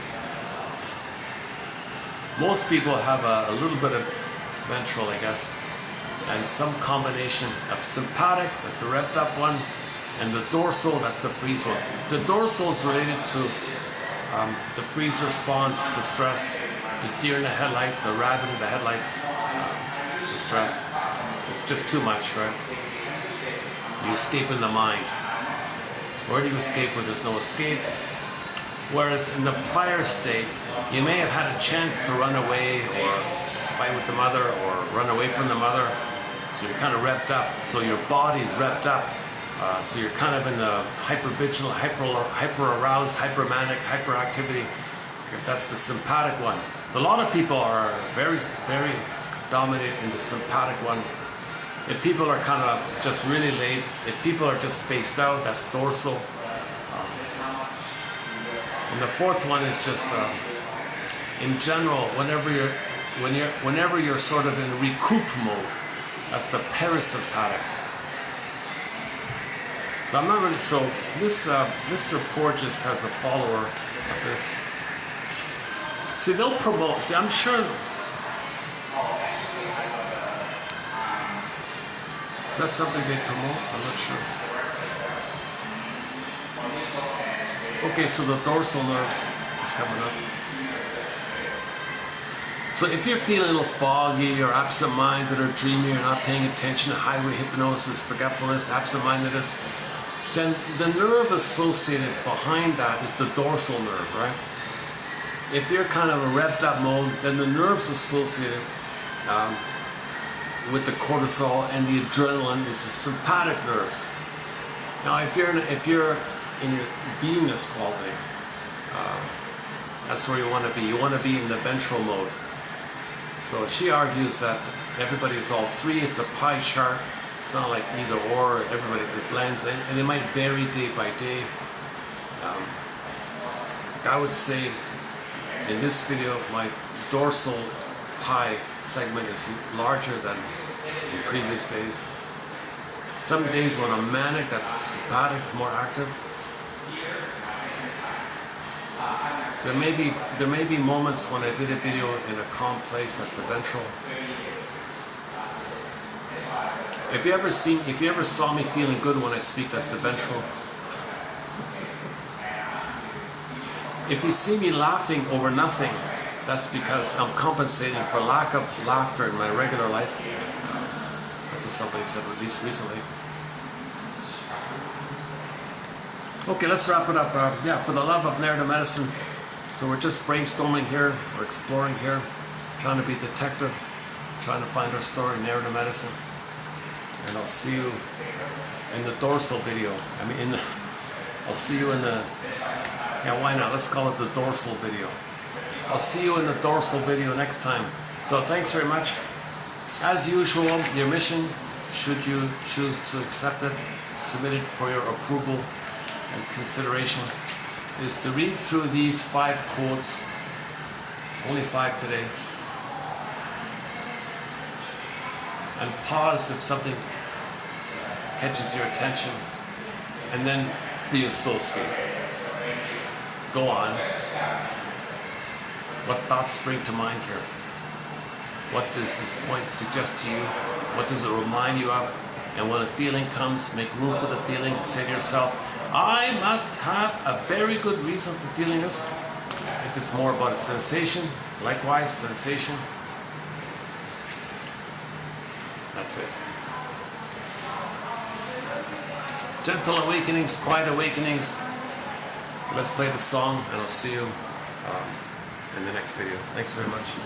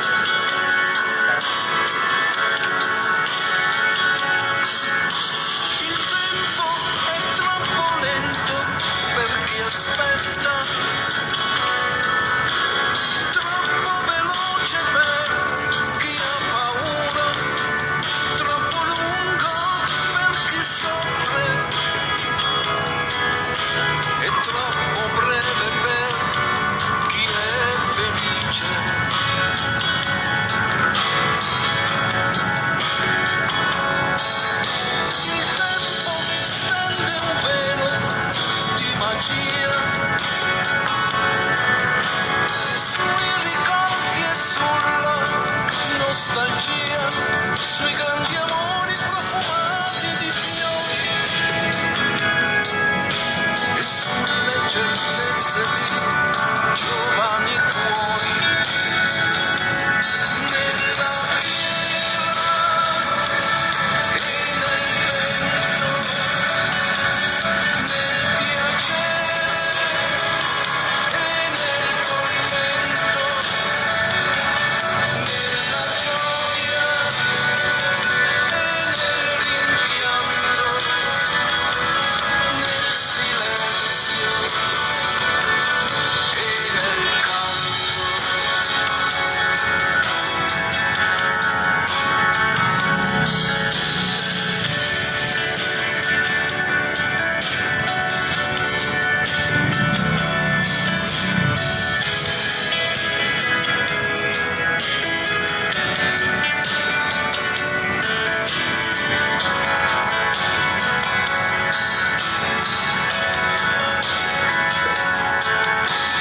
Poi succede che all'improvviso,